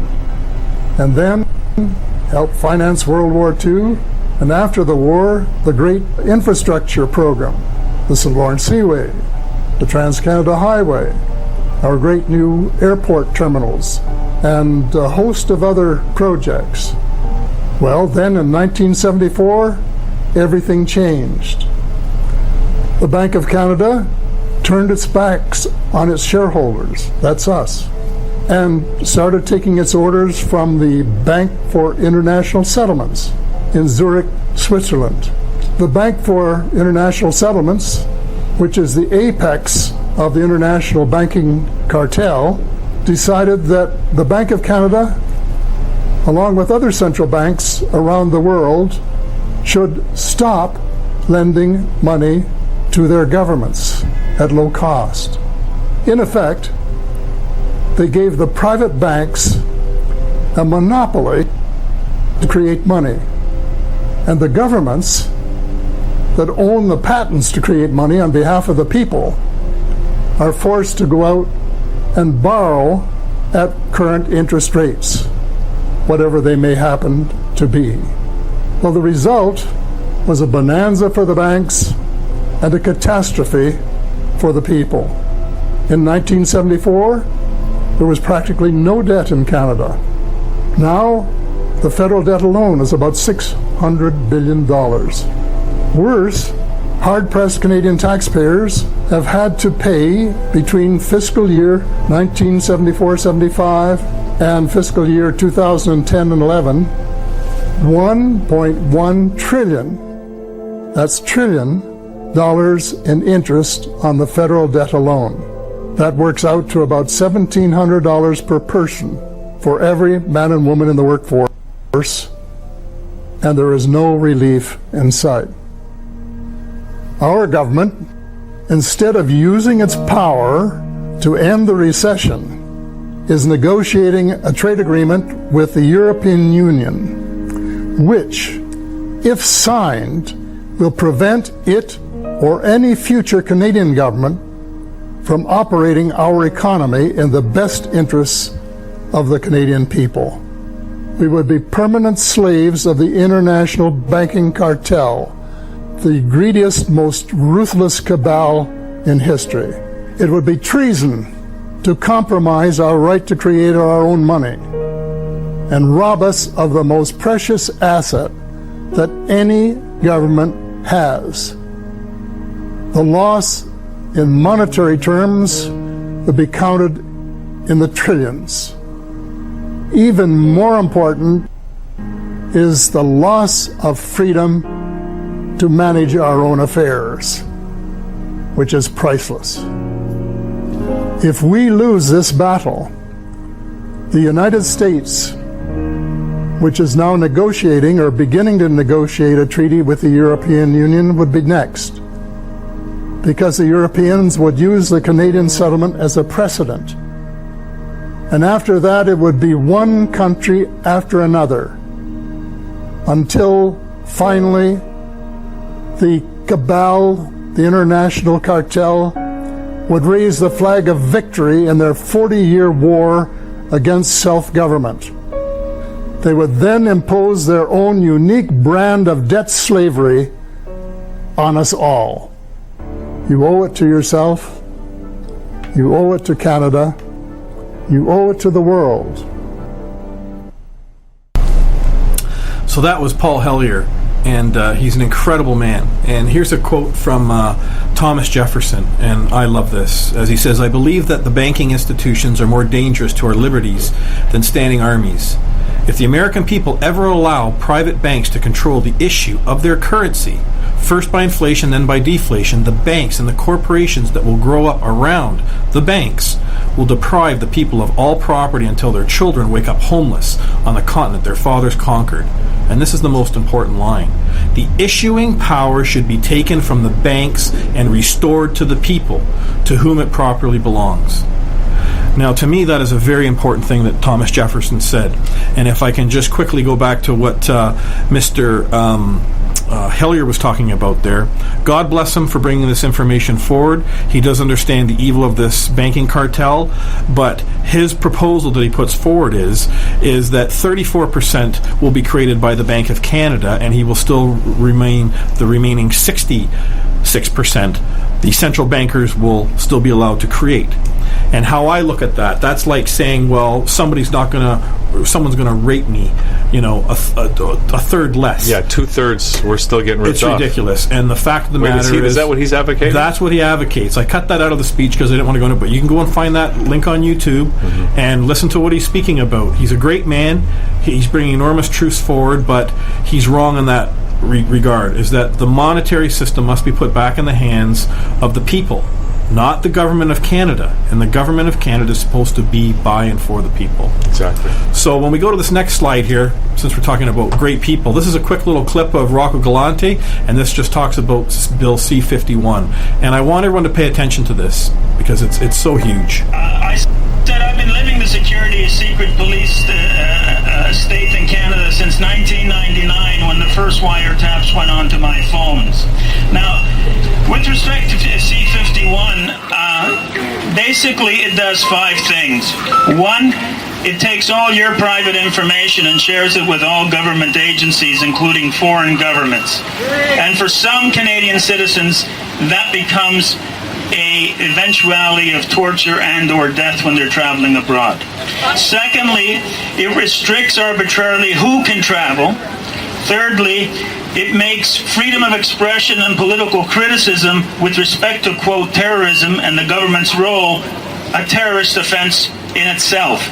So words and thoughts become an act of terrorism under this bill. It allows ceases to disrupt covertly constitutionally protected rights of association, expression, and protest. And lastly, it does all of this by taking away all and any transparent judicial oversight. What this legislation creates, and make no mistake about it, is a modern-day Gestapo. No exaggeration, that's what it creates. And if it's passed, it's created it. It chills, censors, and criminalizes free speech, free association, and constitutional rights of assembly. This legislation is not new. German and Italian versions were passed in the 1930s in Europe. And they look very much like C-51. Very hard to distinguish them. I'm not politically partisan, but I'll say two things. That any MP who voted for this bill should not get any Canadian citizen's vote.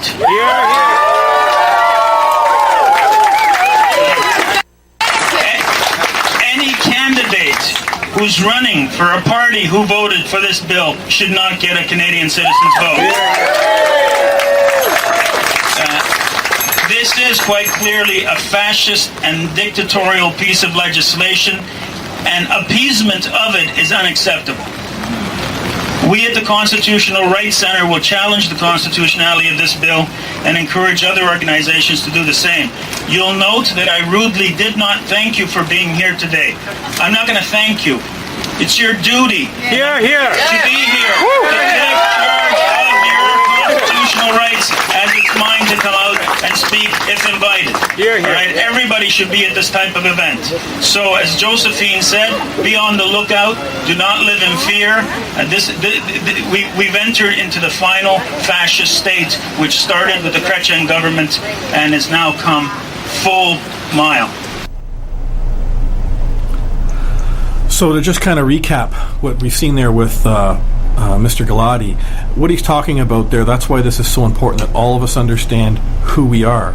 Because when we understand this, all this nonsense that's going on with all these bees and all these bills and stuff and draconian actions that are compromising the existence of our life on this planet will stop. People will realize that it has no lawful authority standing over you in court. Mm-hmm. Right? It's like, and that's what upsets me is when you see all these people protesting on the streets. Why are you protesting your servants? They're your servants. Now, this isn't just me being some sort of an arrogant type of a man. This is truth. This is the fact. We, the people, we created government. They are there to serve us. We do not serve them. So why are we in the streets protesting our servants?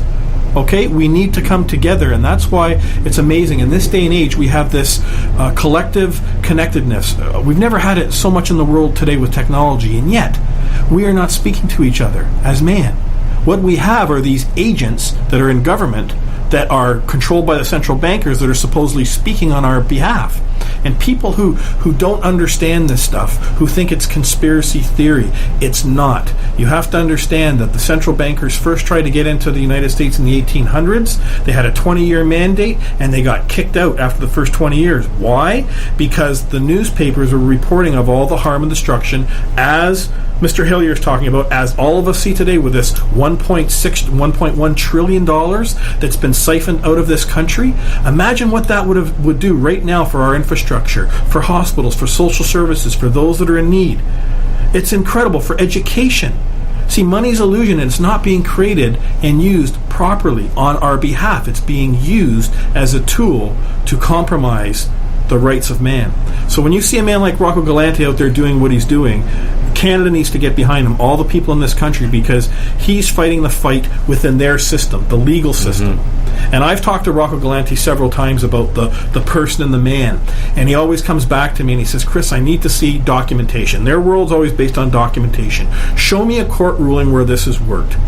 And there's a man that we're going to talk about shortly, Carl Lentz, who's actually done this in the United States. The things that he has managed to do right in the heart of London, England, where all this began at the Royal Courts of Justice, is nothing but heartwarming, and every man and woman on this planet needs to see it, because once we start to all see and recognize this, the police are going to turn around. I realize this because our institutions have been corrupted, and yes, the very highest levels of law enforcement have been corrupted. There's different peoples at different levels because the system just didn't happen last night. It's been going on pervasively for a very long time, and you and I were born into it. We were born into believing the birth certificate, the social insurance, we got to pay taxes, be a good citizen, we need a driver's license. All these things were put to us, right? And so that's why the central bankers got kicked out of the United States. And because they called the first bank, it was called the First National Bank, right? Well, they said, we got to do, the play on words. So we'll create another bank. We'll call it the Federal Reserve. Now we're going to trick everybody because everyone thinks that the Federal Reserve is part of the government. It's part of there to protect them. All you have to look up, and we won't get into this, but why John F. Kennedy was assassinated. Everything always comes down to money. If you're someone who really loves knowledge and want to crave it, look up the gentleman, Dr. John Coleman, the Committee of 300, his book. It's one of many research papers that I've looked at, but ultimately look up online Executive Order 11110, 4 ones and a 0, out of the United States. In 1963, Kennedy put the creation, again, like Rocco's trying to do now, put it back in the box, the creation of money back in the hands of the United States Treasury for the people. And he created $4 billion notes. He was assassinated 3 weeks later. And that's why. That's why he was killed. All you have to look at who was on the head of the commission, the Warren Commission. A central banker. What is a central banker doing on the head of the most important murder investigation in the history of this world at that time, of one of its most incredible men that was truly going to do something? And Kennedy was trying to tell the people what was going on. But what the bankers learned, as I said when we talked about from the early 1800s, if they did not control the media, if they did not control the newspapers, then they had a problem because their antics would be reported on. So in the early 1900s, they bought up all the mainstream newspapers. People don't know this. They own them all today. They own all the editors they got in their back pocket pretty much. They're controlled. They also bought up all the television station networks. My background was in the music and entertainment industry for about 15 years. I thought I knew my industry upside and down. Back then there were about 80 independent companies. Today there's only 6, and they control everything. And those 6 are all part of this global cabal that Karen Hudas talks about, that Paul Hilliard and they even got into controlling the educational curriculum. Yes, it's all part of it. Warping the entire population from the youngest age. That's right. The education system is a joke in every country that we go to because it's not truly educating our young children at what is all true in this world. It all comes down to truth. They're not taught about money. They're not taught about love or respect for one another. They're not taught about property and trespass, the most important things for a man to understand in law, because it's that simple. It's that simple.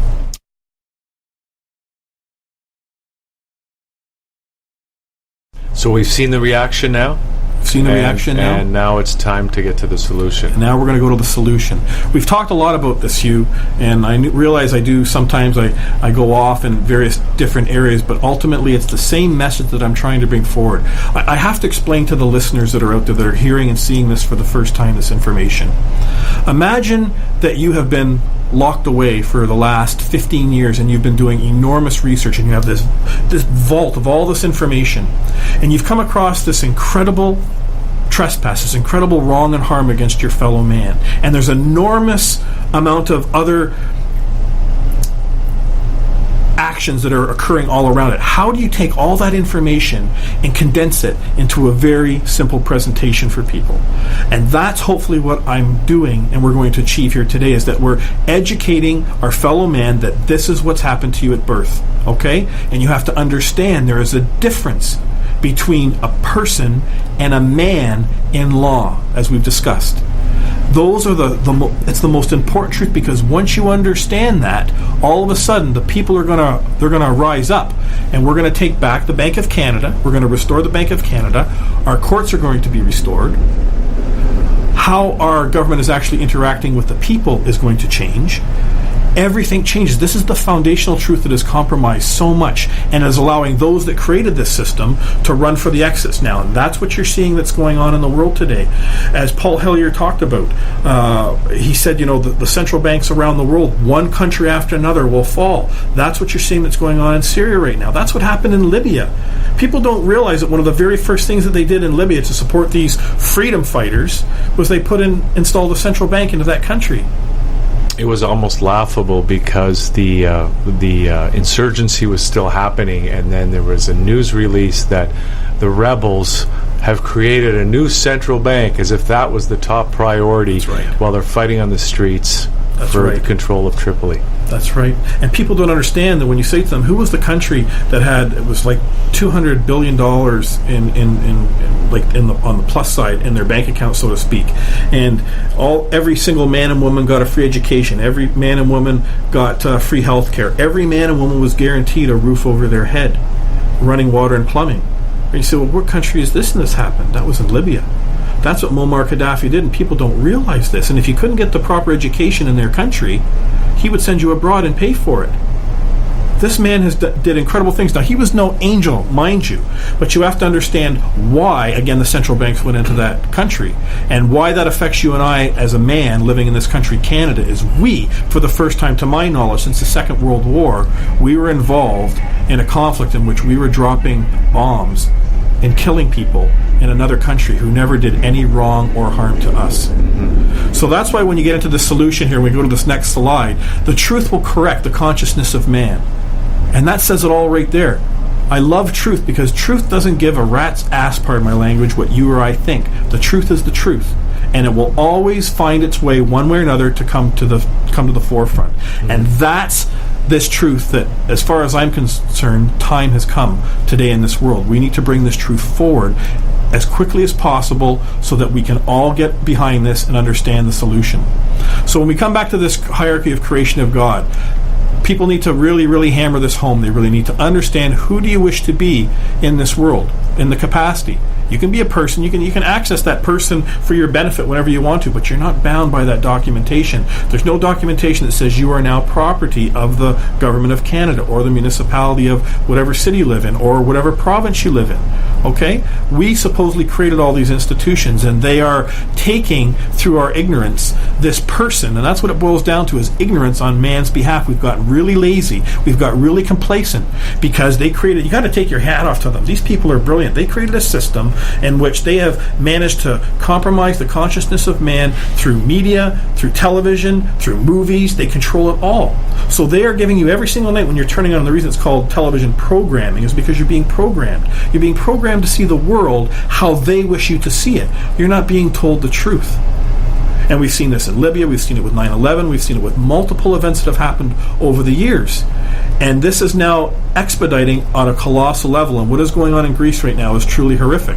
And that all of that is going to come home on the shores of Canada, the United States. That's this big financial crash that they're all planning right now. There's something like $280 trillion in derivatives.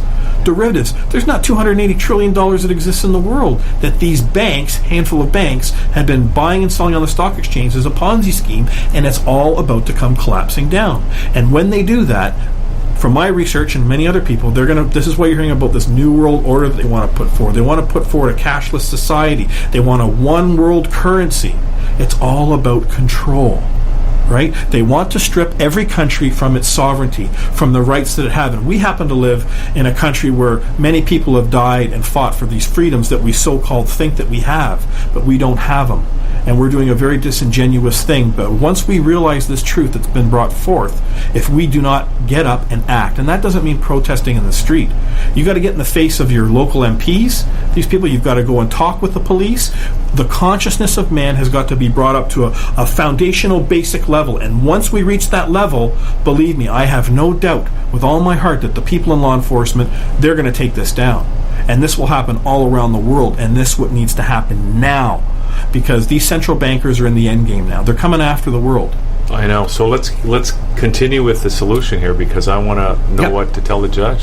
Well, you don't want to talk to any judge in any capacity in their courtrooms. That's the key thing. Don't open your mouth. You put everything in writing, but that's another topic.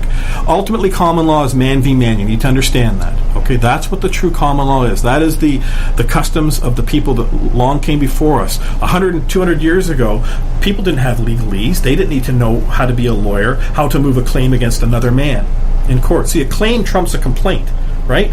For example, if you're complaining about me that my car is painted a funny color and you don't like it for a particular reason, you've got me in court and you're making a complaint, well, I bring my claim forward. And my claim says that's my property. So who are you to say you can complain all you want, right? Is my property causing any wrong or harm to you? No. Then there's no case. And this is what happens when you get into traffic violations and a lot of the criminal codes. Is there an injured party here? Who's the man or woman who I've wronged or harmed? And there isn't any. When you go into these courts, it'll say Regina, or it'll just say the little R. They switch it up all throughout the provinces. They're constantly changing it. Who is this? Who is the moving party that's moving this case, court, against you? This is what you always want to know. Who is the man or woman moving against me? So if it's a criminal case, again, providing you've done no wrong or harm to another man or property. Okay, if they're coming after you for something else, say for example, you got caught with 10 pounds of marijuana or whatever, right? And they're charging you with trafficking. Well, their society defines it as marijuana. Hopefully you've learned by now that their society, what they define it as, does not apply to you as a man. That is your property. Okay? Has my property caused wrong or harm to anyone else in this world? No. Then give me my property back. You have no right to touch it. And it is that simple. That's how quickly this stuff is undressed in these courts today. So on the screen you see we have property, trespass, wrong, harm, and restoration. These are the 5 words that, my fellow man, I wish with all my heart you will learn the simplicity of them and how powerful they are for you when you use them in a common law court, because that's what it always comes down to. Property that is exclusive to you, if someone trespasses against you, if they cause you a wrong, harm is physical, and then you want the restoration of your property.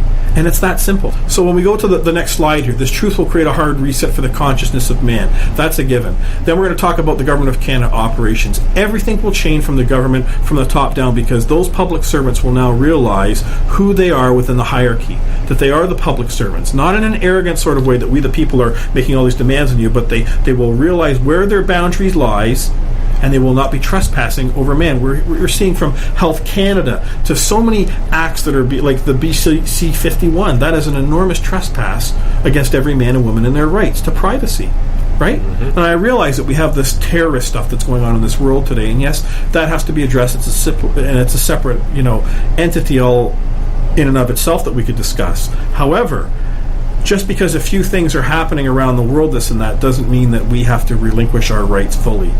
And that's why the knowledge is important, because we are not getting the full story. So when you deal with the public courthouses now, what will happen is once we have this hard reset, when you show up in front of a court clerk, and this is where the barrier for all these people that are in this movement, this truth that are trying to bring it forward. So if you hear someone's being branded as a sovereignist, a freeman, stop for a second and remember, you might have heard that through the mainstream media. That's not most likely who that man or woman is. But what happened is that when you first become aware of this knowledge, you become angry. It's natural, because you realize how you are being taken and what is being carried out against your fellow man right across not only this country but around the world by these entities, and all the governments are doing it to us. That's why this is a solution, because it's the hard reset. So when we go to these public courthouses now, what I've done in the past, when I try and file a claim, in my paperwork, the first thing that the court clerk does is she says, well, you need to put our form 14A in Ontario, Courts of Civil Rules and Procedure, whatever form number it is, over top of your document, because that's the cover page that allows it to work through their system. However, if you read that document, it's all in legalese. It's giving the impression to the party that when you go and serve them that you've made a claim against, that you're bringing them into a legal proceeding, and you're not. That's where you keep them at bay, and this is the problem that we have, that the court clerks, God bless them, they're not trained in this. They're trained by the Crown. If you go to any of the court websites or the Ontario provincial websites where they show all the court forms that you can download, for whatever capacity you're using, well, they've got it all there for the Crown courts, which is the bar, but they have nothing there for man. Now, you and I are the ones that pay for these public courthouses. The bar doesn't pay a dime into them, and yet they've moved into them, they've set up house, and they're fooling everybody that this is law that's actually being carried out in these courthouses on behalf of our fellow man. And it's not. It's law which their society created, which applies to their own rules and regulations and persons. Right? Mm-hmm. It's that simple. So our public courthouses, once we get the hard reset on the public courthouses, that is a huge thing, because then you're going to start to see man take control again of the situation. How do we get the hard reset? How do we get the hard reset? The truth. You have to understand who you are, the person or the man, and stand on that ground that you're the man. Stand on that square and don't move from that square. If someone's trying to impose an act or a code or rules or regulation on you, if you and I went to court, for example, we've never met each other before, and I'm taking you to court in their system, I've got a complaint, and I've got all these codes, rules, and regulations, don't you think that one of the first questions you would ask me, again, as we said, from who you are, is, who wrote that? Who wrote that documentation? Because obviously whoever wrote that documentation has presumed that you're property. See how it comes back, that word property? That's the only way it can apply. And you have a right to face your accuser. Bring forth the man or woman that wrote that. I don't care if there's 50 of them in the legislative buildings. Bring me one man or woman forward, and they have to viva voce, they have to press the record. Press the record means, in common law, the man has to speak it in open court. It can't just be a piece of paper that comes through from a third party, from a fictional entity like a lawyer. It's man be man. There's no lawyer nonsense in that court. And that's why it's powerful. And that's why it puts the hands back in the power of man. Because what happens is now all these public servants that we have, right up to the Prime Minister, who is the ultimate public servant for Canada, they cannot hide behind their codes and policies. Man can file a simple claim of trespass against that man for what he's doing, and that's how you hold him accountable in a court. And it will be held in front of a grand jury. That's how it works. No man in a robe has the right from a private society to pass any judgment over you as a man. No one does that wears a robe in their society. The only man that will pass judgment on you is the Creator himself or a jury of your peers, your fellow man, because they understand the difference between right and wrong. So any legal proceeding that is not judged by a jury of peers is not common law? It's not valid. It's not. Well, you can still have a jury for a legal proceeding. Mm-hmm. You don't want a legal proceeding. What you want is a common law proceeding. That's the law that's not written. That you know that you don't have to be told what's the difference between right and wrong. And that's why the courts don't like it. The bar won't like it, because what it does is it streamlines all these documents that they have, all these forms that you have to fill out, all these motions and process and stuff that you go with, all disappears.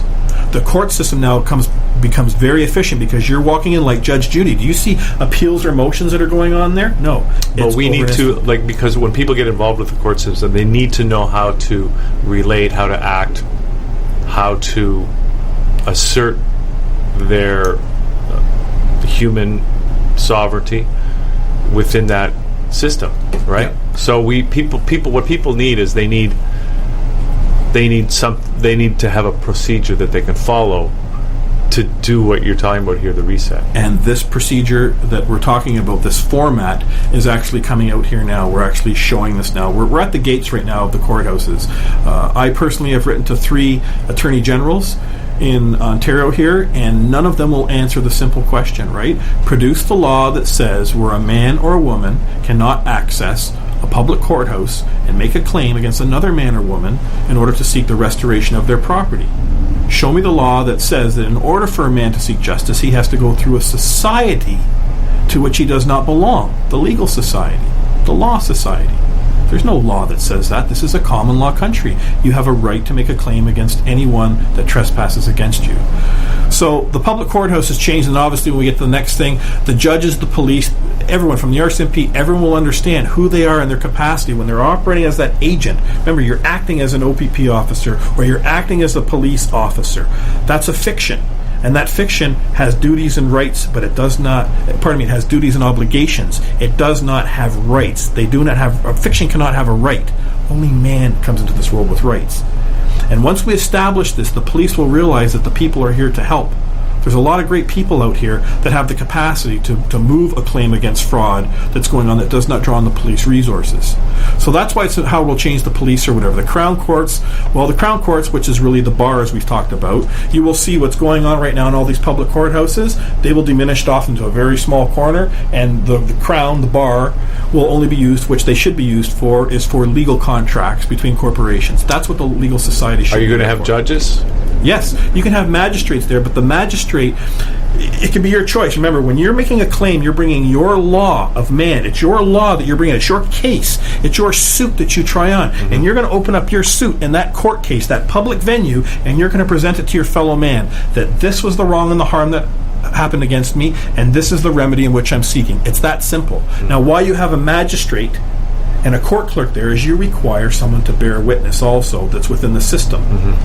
But that judge or whatever cannot, in common law, their legalese, all their codes and acts and statutes and procedures and whatever, their case law, none of that comes into the court. None of it. So the Crown Courts will change. They'll be restored back to the public courthouses, just like the Bank of Canada.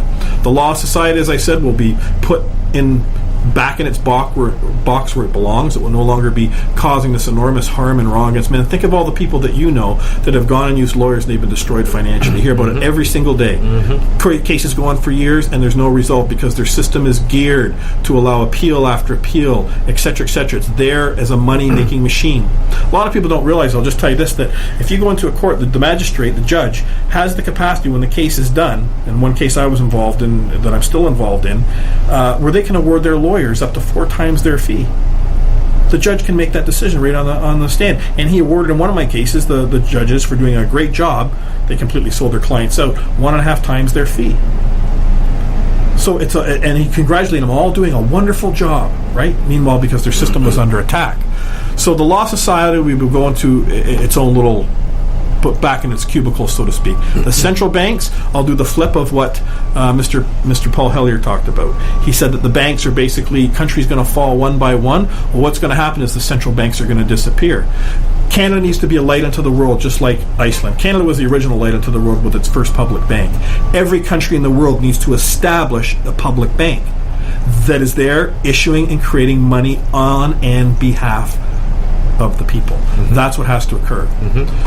And then the Bank of Canada, our Bank of Canada gets restored once the masses understand this, and then all of a sudden we've got interest-free money coming back into the system, and then that chart that you saw earlier is going to disappear. We're going to have next to no debt, and you are going to see a resilience in this world like never before.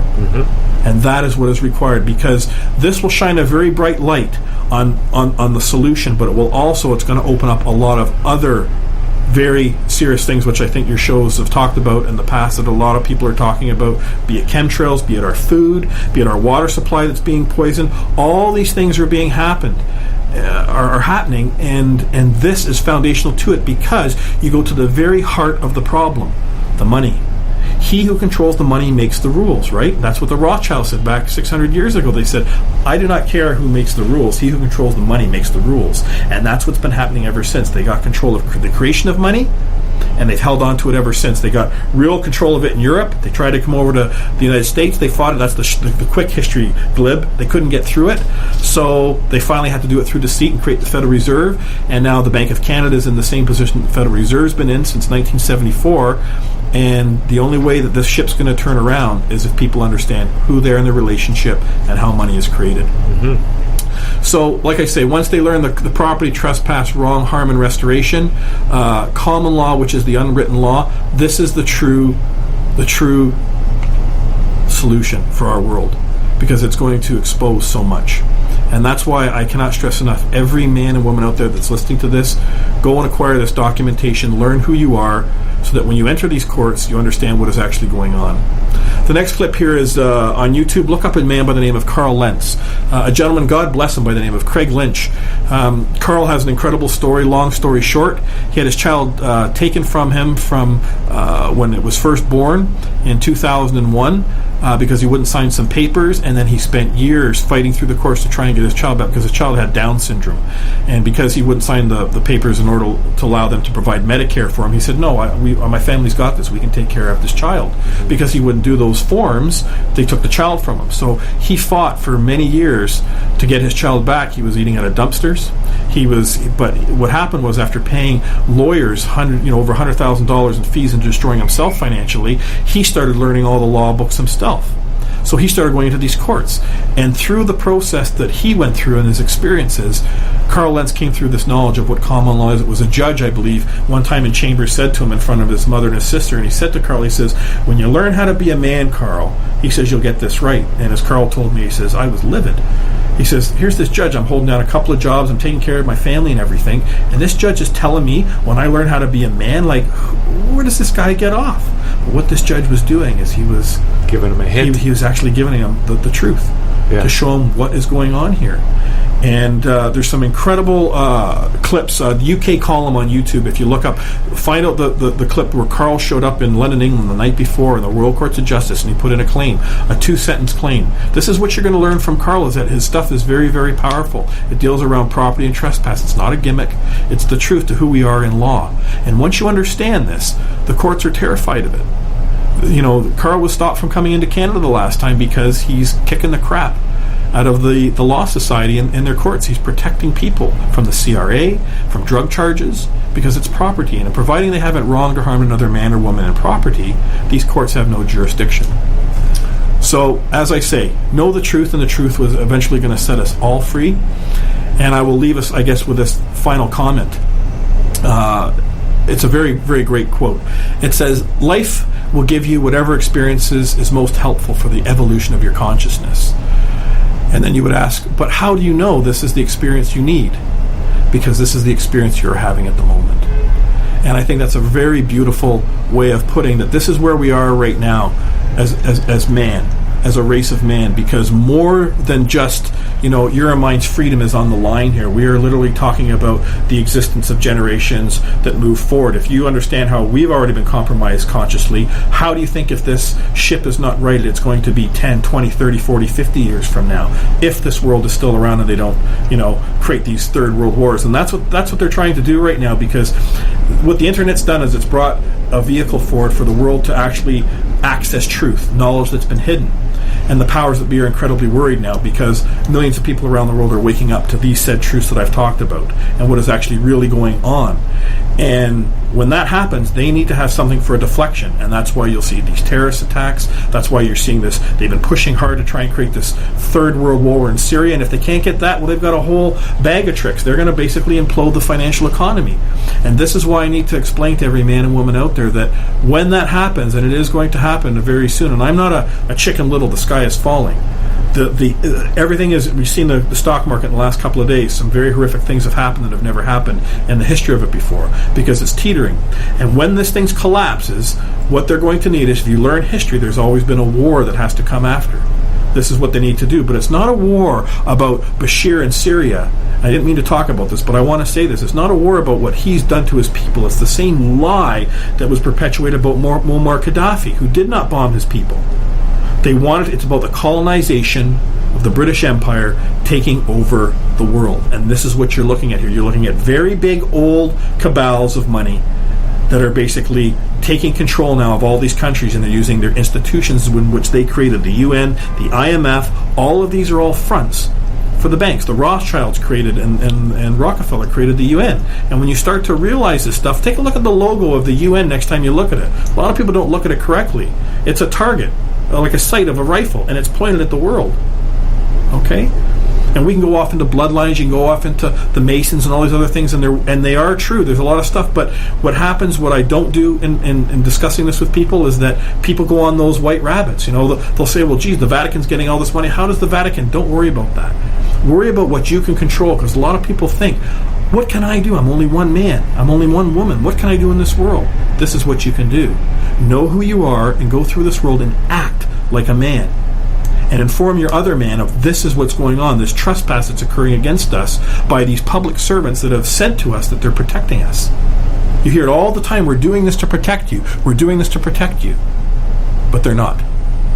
And it's apparent now how the financial system is in the world today.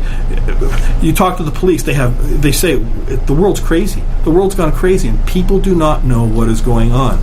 And as their system is done right from day one, it is a brilliant plan. It's order out of chaos. Right? They keep us all separate from one another. This is why they love this division that's happening between the police and the people. The people are getting fed up seeing the police doing all these horrific things to them. And the police are like, they're an association themselves. They're a brotherhood. They care. They got one another's back. They protect one another. Well, I'll tell you what. I've talked to a lot of these police. I know a lot of these police officers. They're good men and women. And I said it before in the presentation. And I'm telling you this, when they understand this truth that's going on, they're going to bring this forward through their executive. And if their executive doesn't move, they will move, because this is affecting them.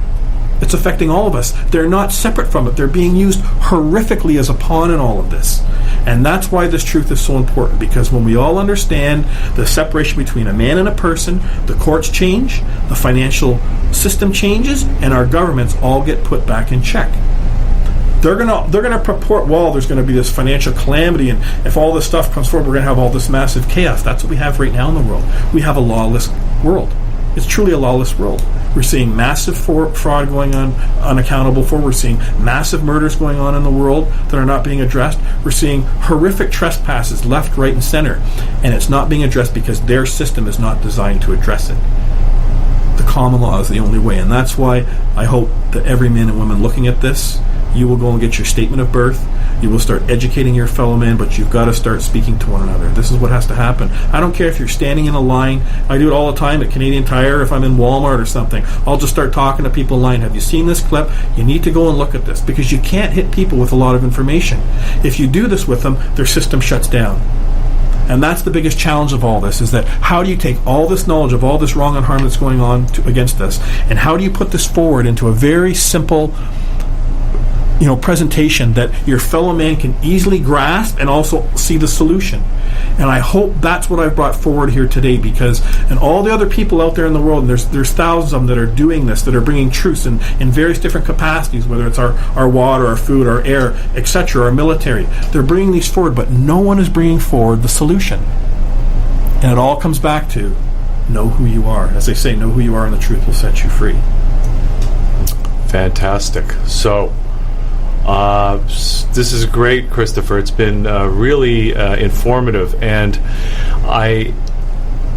what I'm going to recommend, because what I want to do, I want to look at this video again. I might have to look at it a few times, because it sounds simple, but we have to internalize it. Yes. We have to embody it. Yes. Right? We got to wake up. We have to be strong. We have to stand our ground.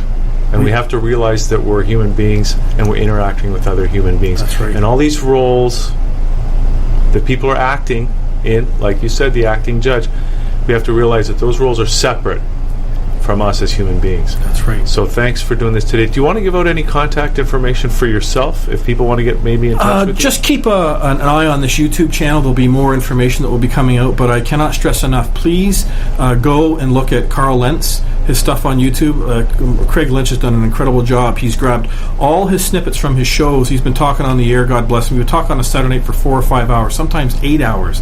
This man would have all these people calling in, whether it's traffic, criminal, whether it's whatever situation they've got themselves into with the court, Carl would help work them through. And that's the most difficult part, is that this is so simple for Carl, because he's grown up under this capacity his whole life. He doesn't understand how his fellow man doesn't understand the simplicity. But once the light goes on, and it takes a little bit of time, you got to love yourself in all of this. You can't be hard on yourself.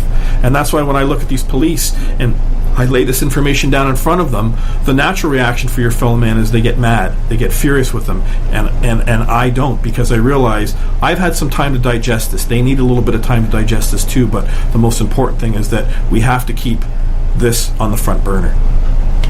Okay, Christopher, thanks for doing this for today. Thanks so much. And look forward to the reset. So do I, and let's hope we can get this done quickly for everyone. Okay. Thanks, everybody, for tuning in. We'll see you next time.